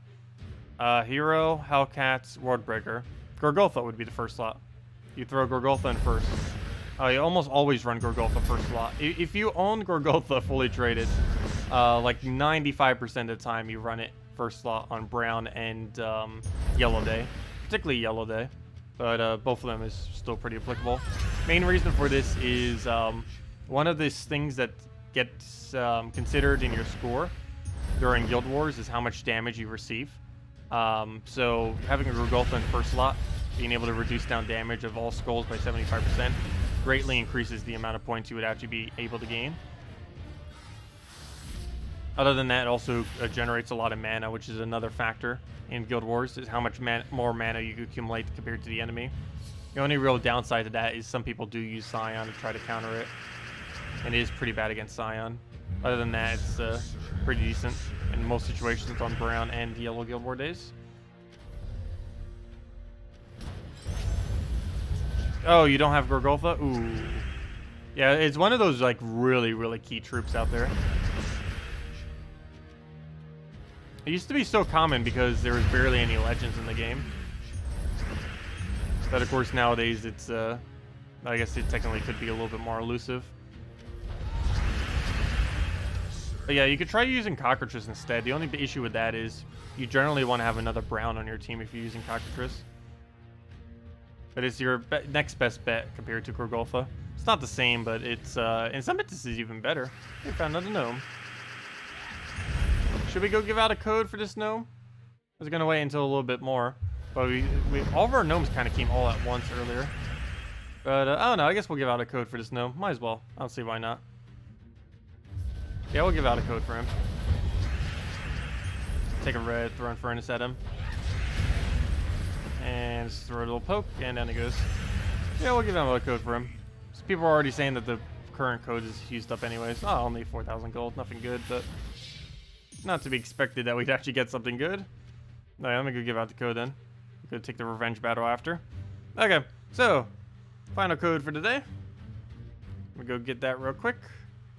Figure out where our nerf it is. Hit back on that. Move forward on that. Let's see, game code. Click on this other thing. Do we have anything that's really relevant as far as codes? Not really. Actually, we're almost out of codes. Salty! Codes! We need them! I asked her for more codes earlier, but she never actually gave me more yet. Hopefully she will this week, because I only have enough until Monday. We have enough for Monday, and then that's it. Okay, well, let's go do this one. And that's assuming they even work, because some of these could already be used. Let's see, check that, check that. Double check if it actually works. It doesn't work because I've put a space bar in it. Keep doing that on accident. There we go. Okay, put that there, copy paste that, boom. Put that into the interface below me and be good to go. So let's go put this into redeem code. That right there, and boom, there you guys go. Sparkle butts. Let's see, put that in there. Click the OK. And hey, we have a tribute apparently. Grab that, sitting right there. And check our mail as well. Actually, there should be the redeem code sitting right there. But let me go and copy paste it into chat so you guys have that as well. So you don't have to go and type it all out. And there you guys go. Use it on gemsofwar.com underneath the game code section, or simply click on that link, bring you to the same location. Your invite code can be found underneath your settings menu. Whatever your game says there is what you put in. And other than that, the redeem code is, of course, what it says right there, where it says redeem code, or the thing that's copy pasted into chat. Either or. And it gives the same reward as always. True treasure maps, 1 gem key, 200 souls, and 2,500 gold. Guess we'll just use the 1 gem key real quick, see what we get from it. And we end up getting only shadow. Actually, do we still need more copies of her? No, we already have her maxed. Nope. Okay. Anyways, that's that. Let's go and continue our grind. Looks like we'll hit level 64.5 maybe of getting barred up. And we still have a little ways to go after that. Everyone make sure to use the redeem code below if you can. It works on PC, mobile, and Amazon version. Basically every version except Xbox One and PS4.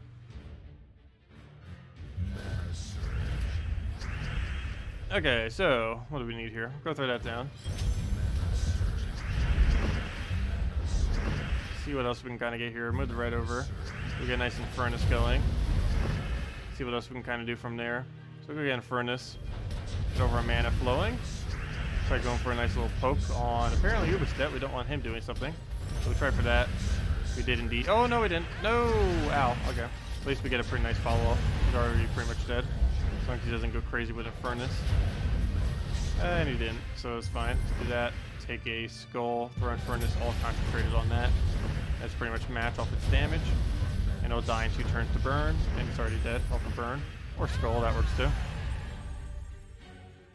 You'll be a Paragon Guild War next time, but you have to drop guild for a while. What will happen? Let's see. I actually do not know what will happen if that does occur. I am not fully certain what would actually happen. We'll find out. We'll find out. Yeah, I'm not fully certain. Oh, what are you doing? Do a double turn. Hate that. It's because the traits were still triggering. And it has like a weird glitch with that.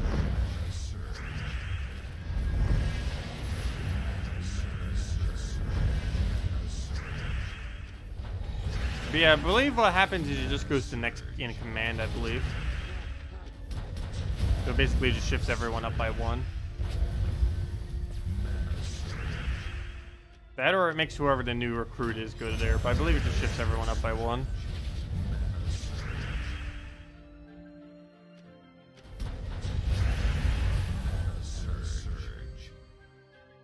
Oh, no problem, Nosticus. Glad it up.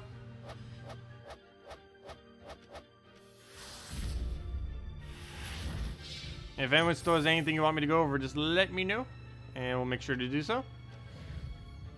Otherwise, of course, we're just getting our Bard leveled for next week's event stuff, so we can actually go and use it and show it for content. So we're gonna move that over. Yeah, Bard actually, I don't know. Some people really say that Bard's pretty good. I just don't see it. It's nice. I just feel like it gets too slow of a start. Alright, we'll throw this down. It's definitely always going to have potential in the future. Like, the +1 to all stats per turn is really high. Not to mention, this guy's actually gaining even more than 1 to all stats. He's technically gaining 2 magic per turn. He's getting 1 off his thing and another 1 off the hero, which is kind of cool. So, like, if we check it, it's 26 now, but then next turn it's going to be even higher. It's going to be 28. And it just keeps going like that every single turn. It's good for when you're kind of having, like, the slower battles, just to kind of make sure you win. But normally you kind of just want to rush things down in PvP. You don't want to go slower. That's why I sometimes use this for Guild War days. Because Guild War battles tend to go a little bit slower. But for quicker battles, this doesn't actually help as much. Because you don't gain barely any benefit.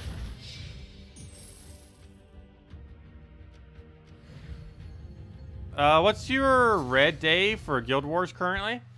I run a Yagwe Divinia combination. I forget the exact team off the top of my head, but it's something with Divinia, Yagwe, something something. Probably Queen Titania in there, I would assume, and something else. It's always nice to have that Fairy Fire. Yeah, I'll go double check what it is in a second. I also sometimes run 4 times Dragons on my red day. Not as much recently, because you have to actually switch to Dragon Guard hero class for it to be viable. But it still actually works out pretty nice. I haven't actually used it though since the hero rework, which would make it slightly stronger. Not by much, because you don't really use hero properly in that team. You'd still need a proper Burning Dragon before that could ever happen. Ooh, a legendary ingot, not too bad. Still have yet to see a mythic one though, but I'll take a legendary, better than nothing. What was I about to go over? Oh yeah, Guild War Red Day. My current Red Day is the following. Divinia, Yagwe, Ragnagor, Dawnbringer. And if you don't own Dawnbringer, you can use Queen Titania. Would be your next best bet. And just roll with that. Yeah, that's pretty much what I use. The only color we're missing is purple, but we set our banner accordingly that it doesn't really matter that we're missing purple.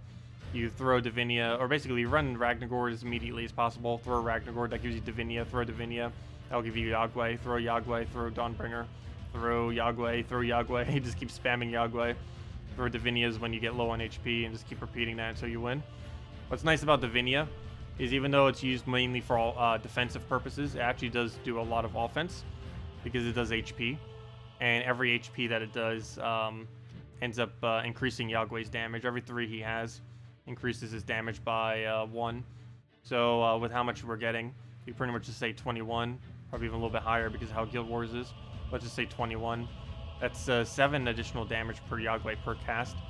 And in Guild Wars, it's more like 8 or 9 even per cast, how much extra damage you're getting on him. And he gets 2 troops, so even, let's say he's getting 8 additional damage. That's 16 total additional damage because he's hitting 2 every single time. So, yeah, it ends up working out quite decently. I'll go use it in a battle real quick. It's not worth using for PvP, obviously, but we'll go use it. Also, I'm using the incorrect hero class. What do we need here? We'll just go take a red. Actually, you know what? I should take a brown. What am I doing? Brown would have been definitely the best thing to have taken there. That's going to be a little bit slow, but we'll go move that over. Go get our explosion on this. Somehow we did not get the full on anything at all. We'll go and throw the brown down. Get a nice Ragnagor going. Go from there. Feel like a Dawnbringer, Yagwe, all that mess. Feels like Bounty Hunter all over again. Yagwe, go! Let's see. Then we just go throw some Dawnbringer. That makes sure we don't lose as much score. We just throw explode again. That gives us our a new board to hopefully have Yagwe off of. Plus it increases his damage. So we don't have any alignment, so we just go clear the board again. Gives them even more damage. Even though we're using it defensively, we're also using it offensively. And then he just one-shots them because he accumulates so much damage from gaining so much HP. And yeah, that's pretty much the team. That's what you would run for Red Guild War, or something similar to that. Divinia Yagwe is insanely strong for Red Guild War these days. And I highly advise using it if you haven't already been. It is a little bad against freeze, but it's Divinia is good enough that it won't really matter.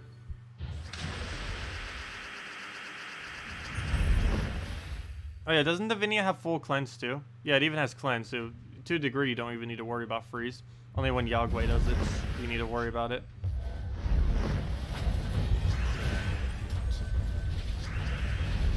Let's let him firebomb several times.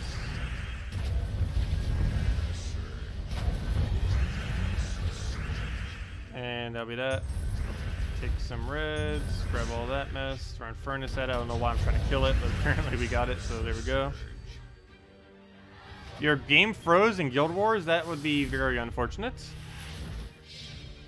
But it happens sometimes. I don't think it's happened to me for a very, very long while, though, but it can happen. Oh yeah, no problem for the tips on Red Day. Yeah, Red Day's actually one of the easier days, I would say, these days. At one point, it was like one of the absolute hardest. Though, with something like Divinia made it so much easier already, which is really cool. Keep it up, you are a real treasure for this game. Smile. Thank you, Zeddicus. Greatly appreciated. Thank you for the $5 donation. Really helps out a lot. We'll go throw that down. A nice little pokes there for some reds. Go get a little other thing on them. And I'll Infernus into a Oopstet. You always use dragons on red, but wanted to experiment. Yeah, I used to use dragons on red too. Why can I not remember what the team is off the top of my head? It was Dragon Soul, World Breaker, Hero, and Grim, if I'm not mistaken. I think that's what it was. Haven't used it for a while, just because the Vinaya Yagway is actually quite a bit better than it.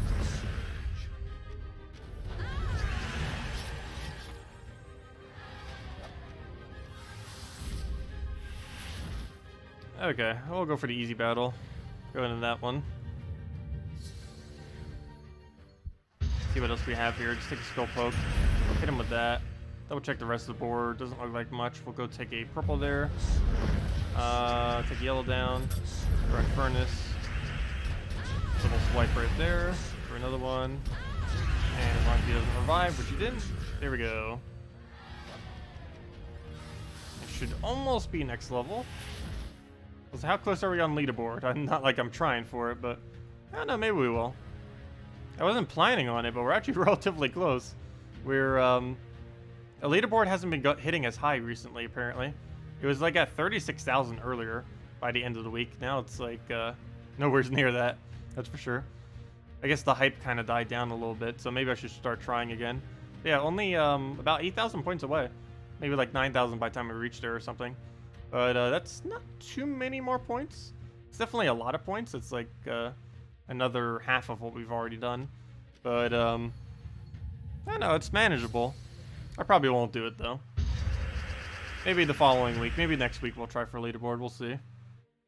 Because it does seem like enough people are not trying it now that it would be worth trying for it again.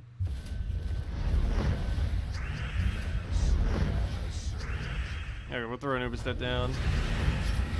Get the blue. Go for a little poke on something. A nice Infernus going. Go from there.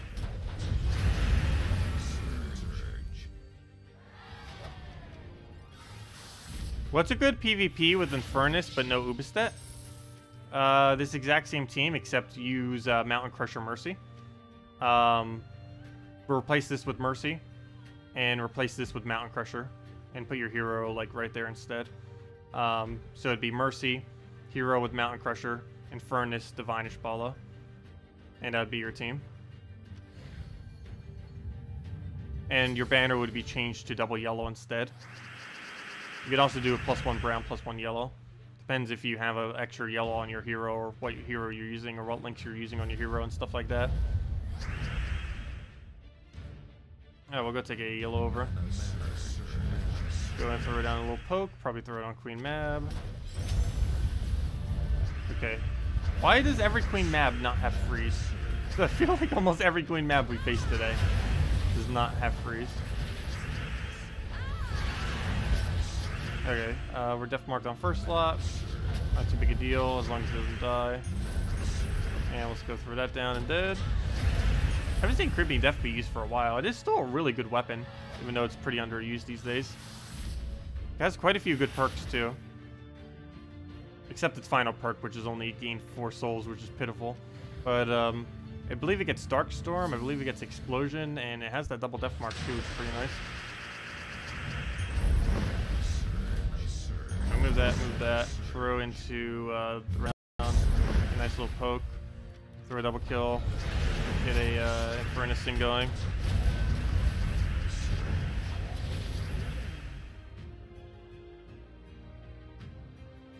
Let's see. It is end game, but you love the purple loop on Red Day. Wait, do you use a version of Element Grim on Red Day? I have tried that in the past. I didn't care for it as much compared to just using Yagway teams. It would work though. You would obviously need Element Grim to do so, but there's plenty of burn options. Like Red has almost everything in Red does burn because that's what Red does.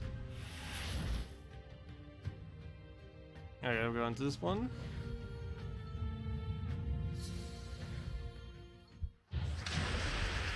Yeah, dwarves are so annoying on Red Guild War Day. More often than not, they're actually somewhat tame, but there's just that slight chance, kind of like a goblin seems, where they just get started way too quick, and it just leads to them getting an instant kill or something similar.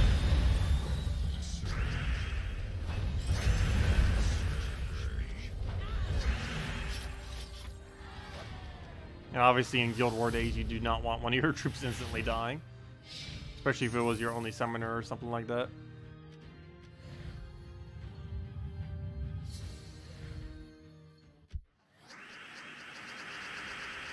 Alright, move that over, take the yellow, take the other yellow. I just wanted to check its thing just to see what stats were at. So I had like a plus something, I didn't see exactly what it was. Apparently it's +3. Yeah, I personally wouldn't bother getting Balance Crusher beyond +5 at the moment. Mainly because its Storm can backfire. More often than not, it'd be insanely good to have, but there are some circumstances where it wouldn't be.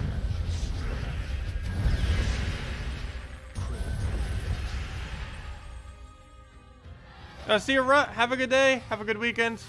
See you later. Alright, we'll go into this one.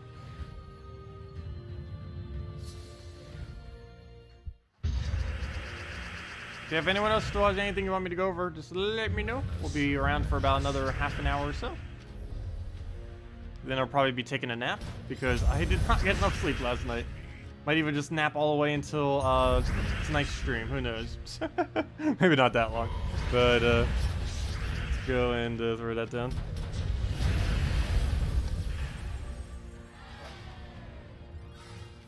And go from there. So how is our EXP doing, by the way? Actually, the amount of time it takes me to go check my EXP, we probably could have gotten like 4 to 6 EXP. Because of how slow it is. They really need to fix this. It better be fixed next patch. Like, this only came in, like, as of this most recent patch. And it just lags like crazy. Whenever you try transitioning screens. There we go. Oh, we didn't even hit 64 yet? I'm getting there. Class, check. Class info. Oh, no wonder why. We're, like, right on top of it. 5 battles away. That would explain why. Okay, we're getting there. I wonder what our next order of business is then. So currently we're getting barred all the way until like next Thursday or so, possibly. Depends what we do for raids. Might just get it to level 70, do it on Monday, and then switch to a hero class related to the other game mode. But let's see, 100, got you two. Night is going to take forever, and I'm probably just going to ignore that it even exists. Oracle, similarly, it just is never really used in much. I don't know, of the ones we don't really have up yet, there's really only 2 I need, maybe 3. Bard, I need a 70. And Sorcerer, I need to 100. That's pretty much it. Once we do those 2, we are basically done with hero classes. There's obviously several other ones, but they're pretty much all dead content, other than maybe Necromancer, but I don't need more souls, so that isn't actually too useful to me. But, yeah, we are technically done with hero classes at that point. While there are technically a lot more that we still would need to do, as far as what we realistically need, that we'd ever... Actually, I guess Rune Priest level 100 would be pretty decent, too. But, yeah, after we do those few, there isn't really too much around that would be too over the top. Actually, we'll just Death Knight get when it's max. I don't believe it gets anything good. It's pretty good at level 70, but I don't think it gains any additional decent benefit. As that elemental thing, I don't know if you really use it that often, though. The other 2 are pretty useless. But yeah, anyways. Let's go and get our next level. Keep getting Bard going. We'll take the middle one.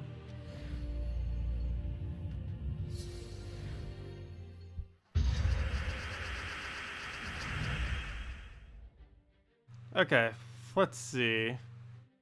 Go take it right over. Alright, let me know how it goes, the Penguin. I have used it some. I haven't tested it extensively compared to other Divine teams, though. I know it's really decent. Pretty much exactly what we're using already. Just functions slightly differently. In some instances, it could even win quicker due to Mercy first turn. But not always. Mercy can be really inconsistent. He gets the rebirth, but all we have to do is Infernus him. And pretty much already dead. Throw an Ubistet at it, dead. And down it goes.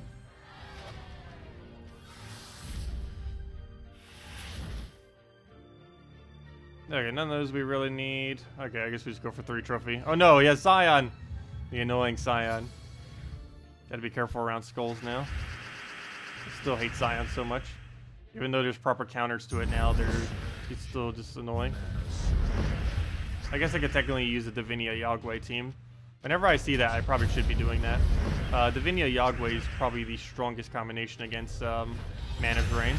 Simply because both of them have immune and you tend to use them more towards the front of your team. Particularly Yagway. I'll throw Infernus at him, and then any follow-up will kill. And that is indeed any follow-up, and dead.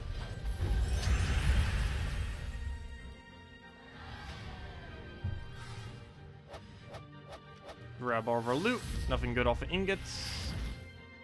And, sure, we'll do Divines again.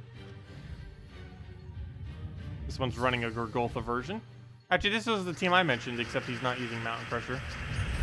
I guess technically you can use Gorgoltha too, though generally if you're invading, you're going to want to use Mountain Crusher just because you get to use your hero, and you'd be gaining hero XP just for using the team. Compared to if you use Gorgoltha where you don't get any.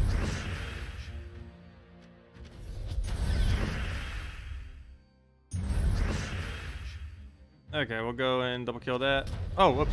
I should probably damage this one first. I didn't realize how high its durability was.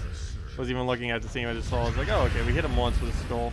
Normally that skull actually would have been enough damage, but he's using Gorgoltha, so it wasn't. If he wasn't using Gorgoltha, that would have been a double kill. Or if he wasn't using anything with any skull mitigation, it would have, I should say. There we go. Can you end your turn? He could actually skull in if he gets lucky here. He's good. And it's match. Just throw that down.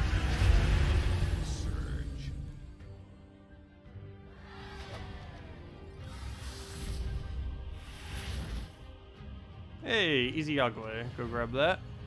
Mang first slot as well. Interesting. Normally you wouldn't use those two together, but go take that. Throw Infernus down. Almost team wipes the entire team. If only we got a Cascade there. And Skull Kill it dead.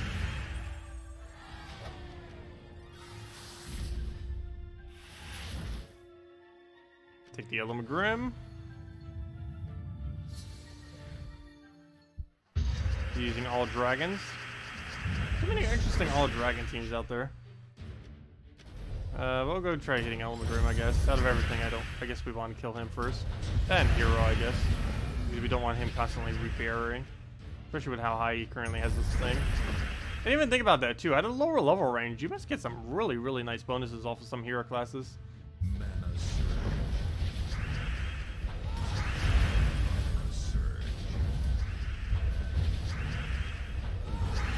That reminds me, I should have gotten an Assassin on my other account. I didn't actually do that. Oh good, we just gained a level 64. Very nice.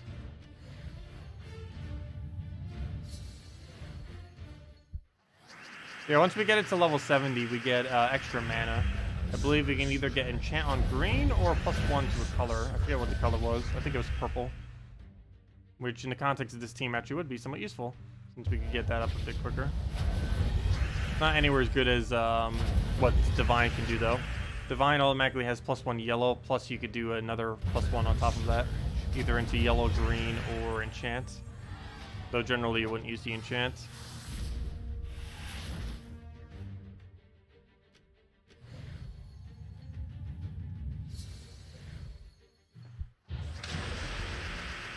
Okay, we'll take the red down. Grab purple. Get Infernus. Throw Ubistet. Take the other purple. Grab a yellow over and throw Infernus. He creates. Did you really just create one green? You're using that, aren't you? Yep. I was gonna say, where did that random green come from? I'll explain why. Since you're using Bard class, you try Gorgoltha, Infernus, Ishbala, Dawnbringer. Oh, I used to run that. Normally with Mercy though. It's oh wait, never mind. But you wouldn't get hero XP then. But yeah, Gorgoltha, Infernus, Ishbala, Mercy. Or even just going without it. I just go Gorgoltha, Infernus, Dawnbringer, Mercy. Both of them are pretty decent. I used to use that as my team. It's not as good as what we're currently using. I already know for sure. But it is definitely really decent.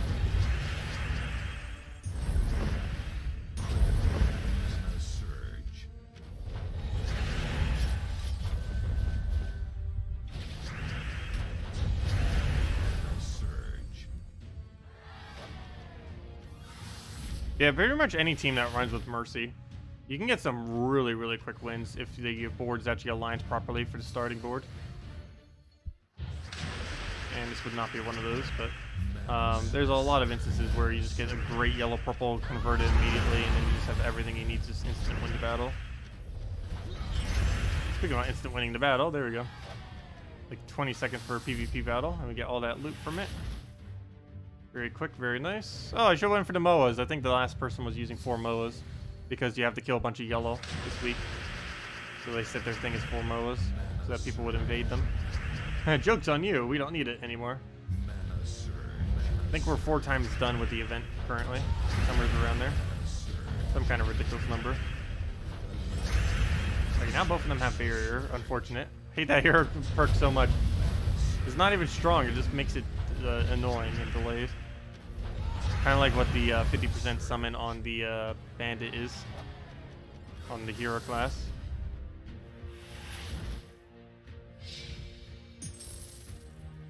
Yeah, we'll just go on this one.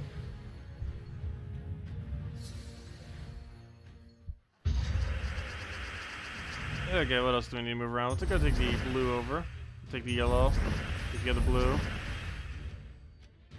Go get a nice little poke somewhere in here. And I guess we just kill it out. Why not? Go from there. Get a nice Infernus in there. And let's see. Take some red. Try for yellow cascade. Take another red or yellow. Where's all of our mana? There it is. Grab that. Furnace dead. Actually, Ubis dead.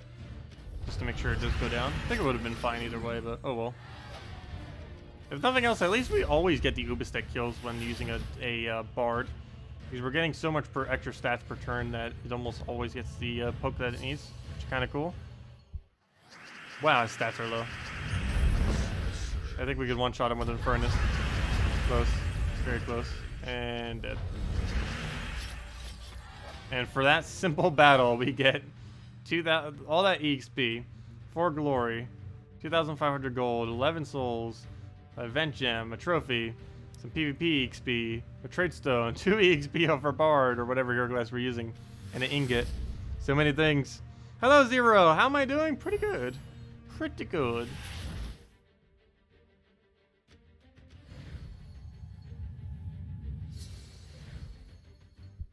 Okay, we'll go take the red over. Grab that. But yeah, I haven't been sick at all lately, pretty much. That's kind of cleared up at this point. Have the whole house to myself, so I've been enjoying that. And yeah, other than that, pretty much just a normal weekend for the most part. Yeah, we'll go through a double kill. Get a nice hit on it. Move that over. Or like an Ubisted or something. Actually, we'll just go Infernus. Take it out that way. Hello, No Way. Welcome.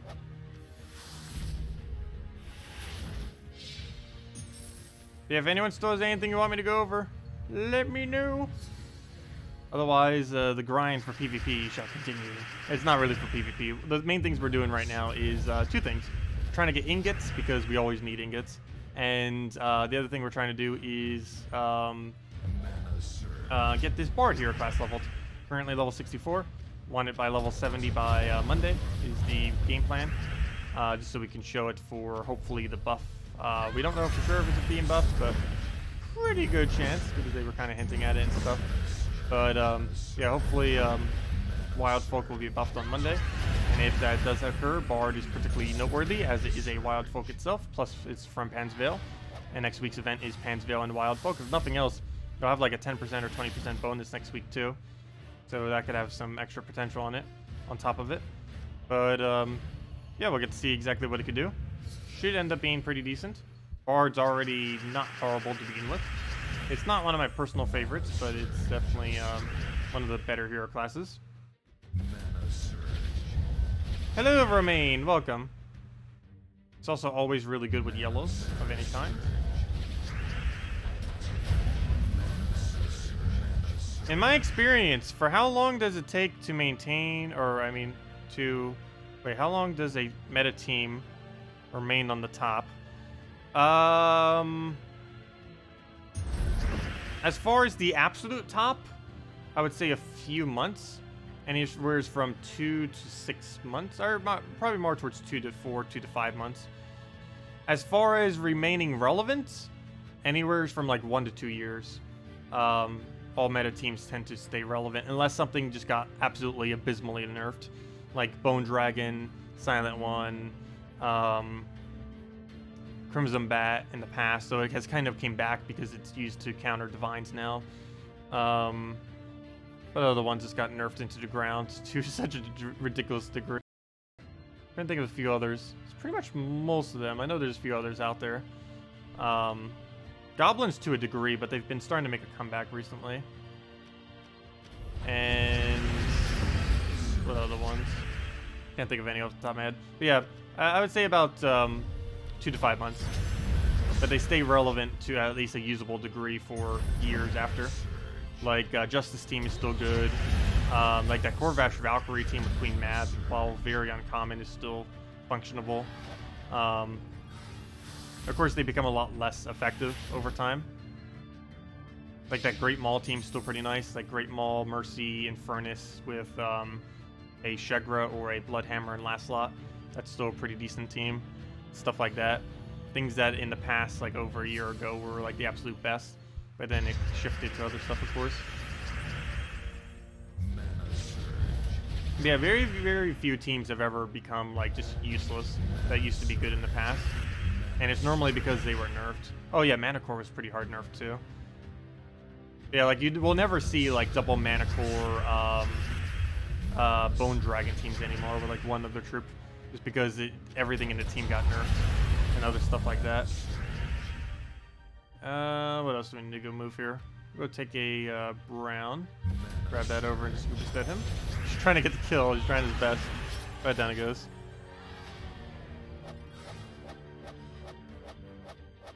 Do you watch the latest Guild War videos and hate how you always hit continue ASAP and you can't see the individual scores for each battle? No, I leave it on the screen long enough to be able to see it. At least for a positive screen. But no, I always leave it there. I believe it shows it on 2 different screens, if I'm not mistaken. I believe I spam it through one screen, but not the other. But no, I leave it on for at least a few seconds. I leave it there long enough that I can read it. It might be a little bit too quick, given that I'm talking over and everything too. But no, I do normally leave it on, and if I'm not, I do need to make sure I do. But I normally leave it on just enough to actually be able to see what the scores. Because I'm always interested in what it is as well.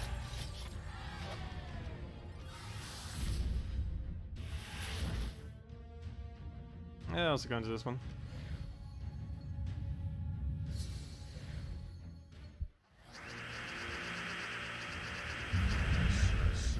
First turn Infernus, except we didn't actually turn it, unfortunately. I'll grab that mess, throw an Infernus down, get the full mana off of that. Throw like an Uberstead here, go from there. Press Skull Spam, get that down, double kill, Infernus, and let's go over to that, throw that down, if it'll let me. And dead.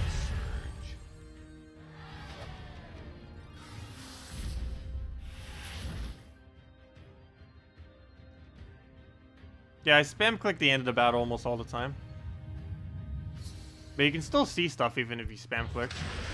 Like, I can still see the trait stone and the ingot that we're getting most of the time when I spam click through. Because you only need to look at it for like a second or two to actually see what it is.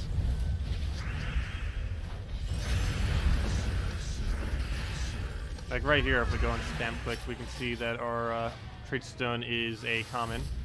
And even though it's only there for like a second, we still have plenty of time to actually see what it is.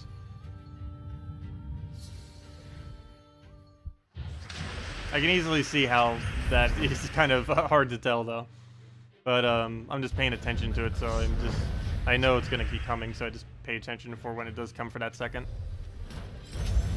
Assuming I'm actually wanting to know what it is. And that's basically the same thing I do for Guild Wars. But I believe I leave it for like an extra second or two, because it's a larger number to read. I'll move the red down, throw into that, throw Infernus down.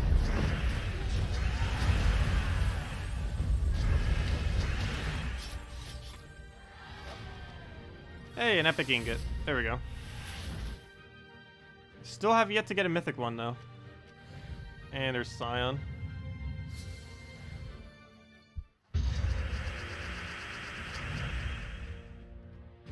Yeah, as far as the next team that will probably become really meta, it's generally based on new mythics, for the most part. It's based on new mythics, and it's based on new mechanics being introduced to the game.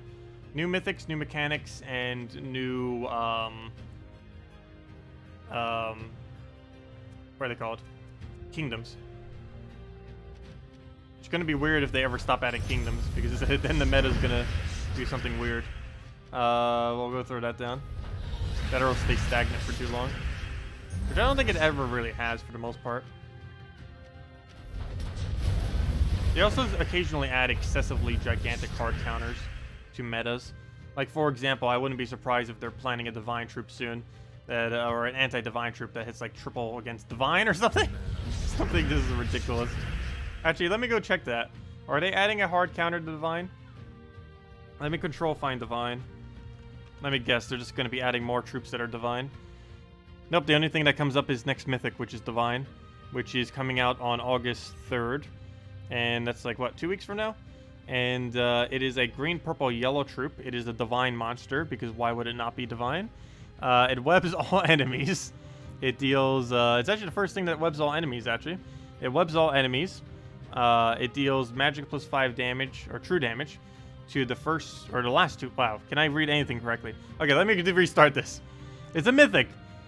It's from the Zolkiri Kingdom. It's a green, purple, yellow. It's a divine monster. It webs all enemies, so reduces their magic to 0 for its duration, and basically like what Entangle is, except for magic instead of attack. And then deals magic plus 3 true damage to the last 2 enemies. If the enemy dies, explodes 15 gems. I don't believe that stacks though, so if you kill both the enemies, I believe it still does 15, not 30. But still, 15 is almost the entire board. It's basically like a Gorgolfa cast. Has a lot of potential to be really good early on in the game, since you could use it to clean up and get a lot of explosion. It's also going to be kind of like a conditional, what's it called? A conditional Word Breaker in a way. Word Breaker automatically does 18 explosions per cast. This is only 20 mana cost and can do 15, though it does require actually landing a kill. But yeah, it's same mana cost as Gorgolfa. If you can land a kill with it, boom. You just got a Gorgolfa for 20 mana cost, which is slightly more, but still. It's has a lot of potential. Other than that, it has stealthy, so it can't be targeted. It has impervious, so it's immune to most things. And it has the most useless mythic trait I've ever seen. Even more useless than poisoning all enemies. It has a 50% chance to summon a Tome Spider when an enemy dies. It only triggers when an enemy dies. If it was when an ally dies, it'd be a lot better. Not only that, but Tome Spider is useless. And I think it would actually make it weaker, not stronger. It might be the first mythic in ages that I actually don't fully trait, just because it becomes weaker if you fully trait it. You only really need stealthy and impervious on it.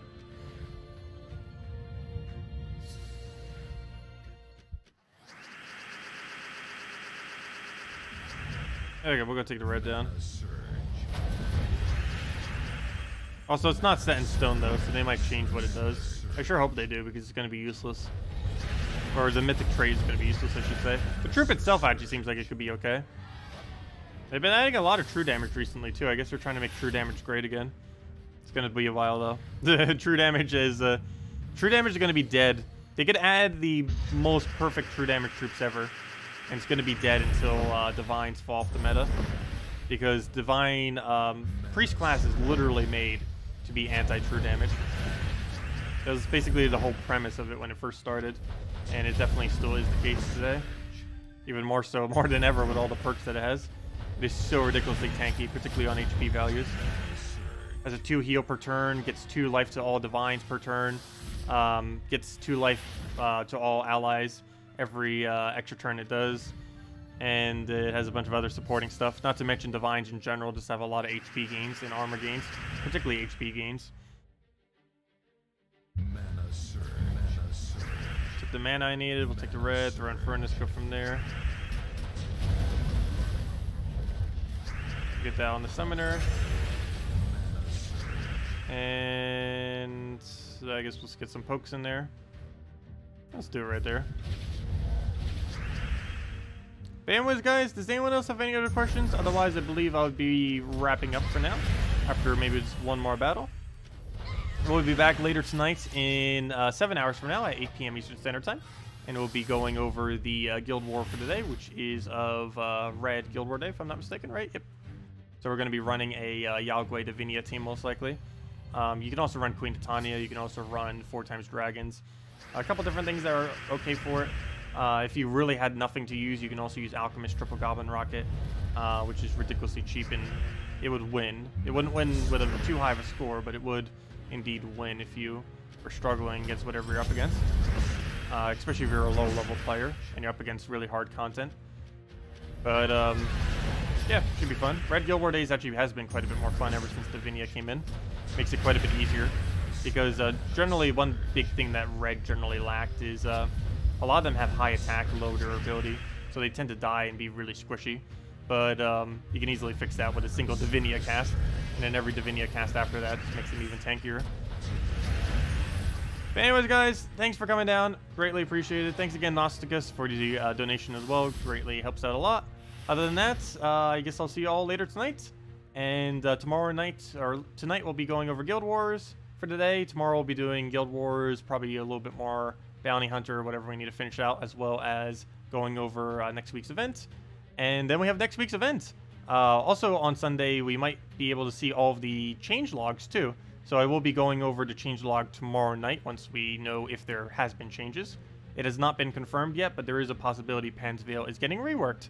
And basically the rework that they'll be doing, if they do indeed do it then, will be they will be adjusting quite a few of the Wild Folk and Pan's Veil troops to have stat steal, where they will basically steal stats from the enemy and either convert it into something else or just simply steal it, like what Savasi does and like how Wild Queen does and stuff like that. Basically how those two troops work is how they're going to change almost every single one of them, or at least something similar to that.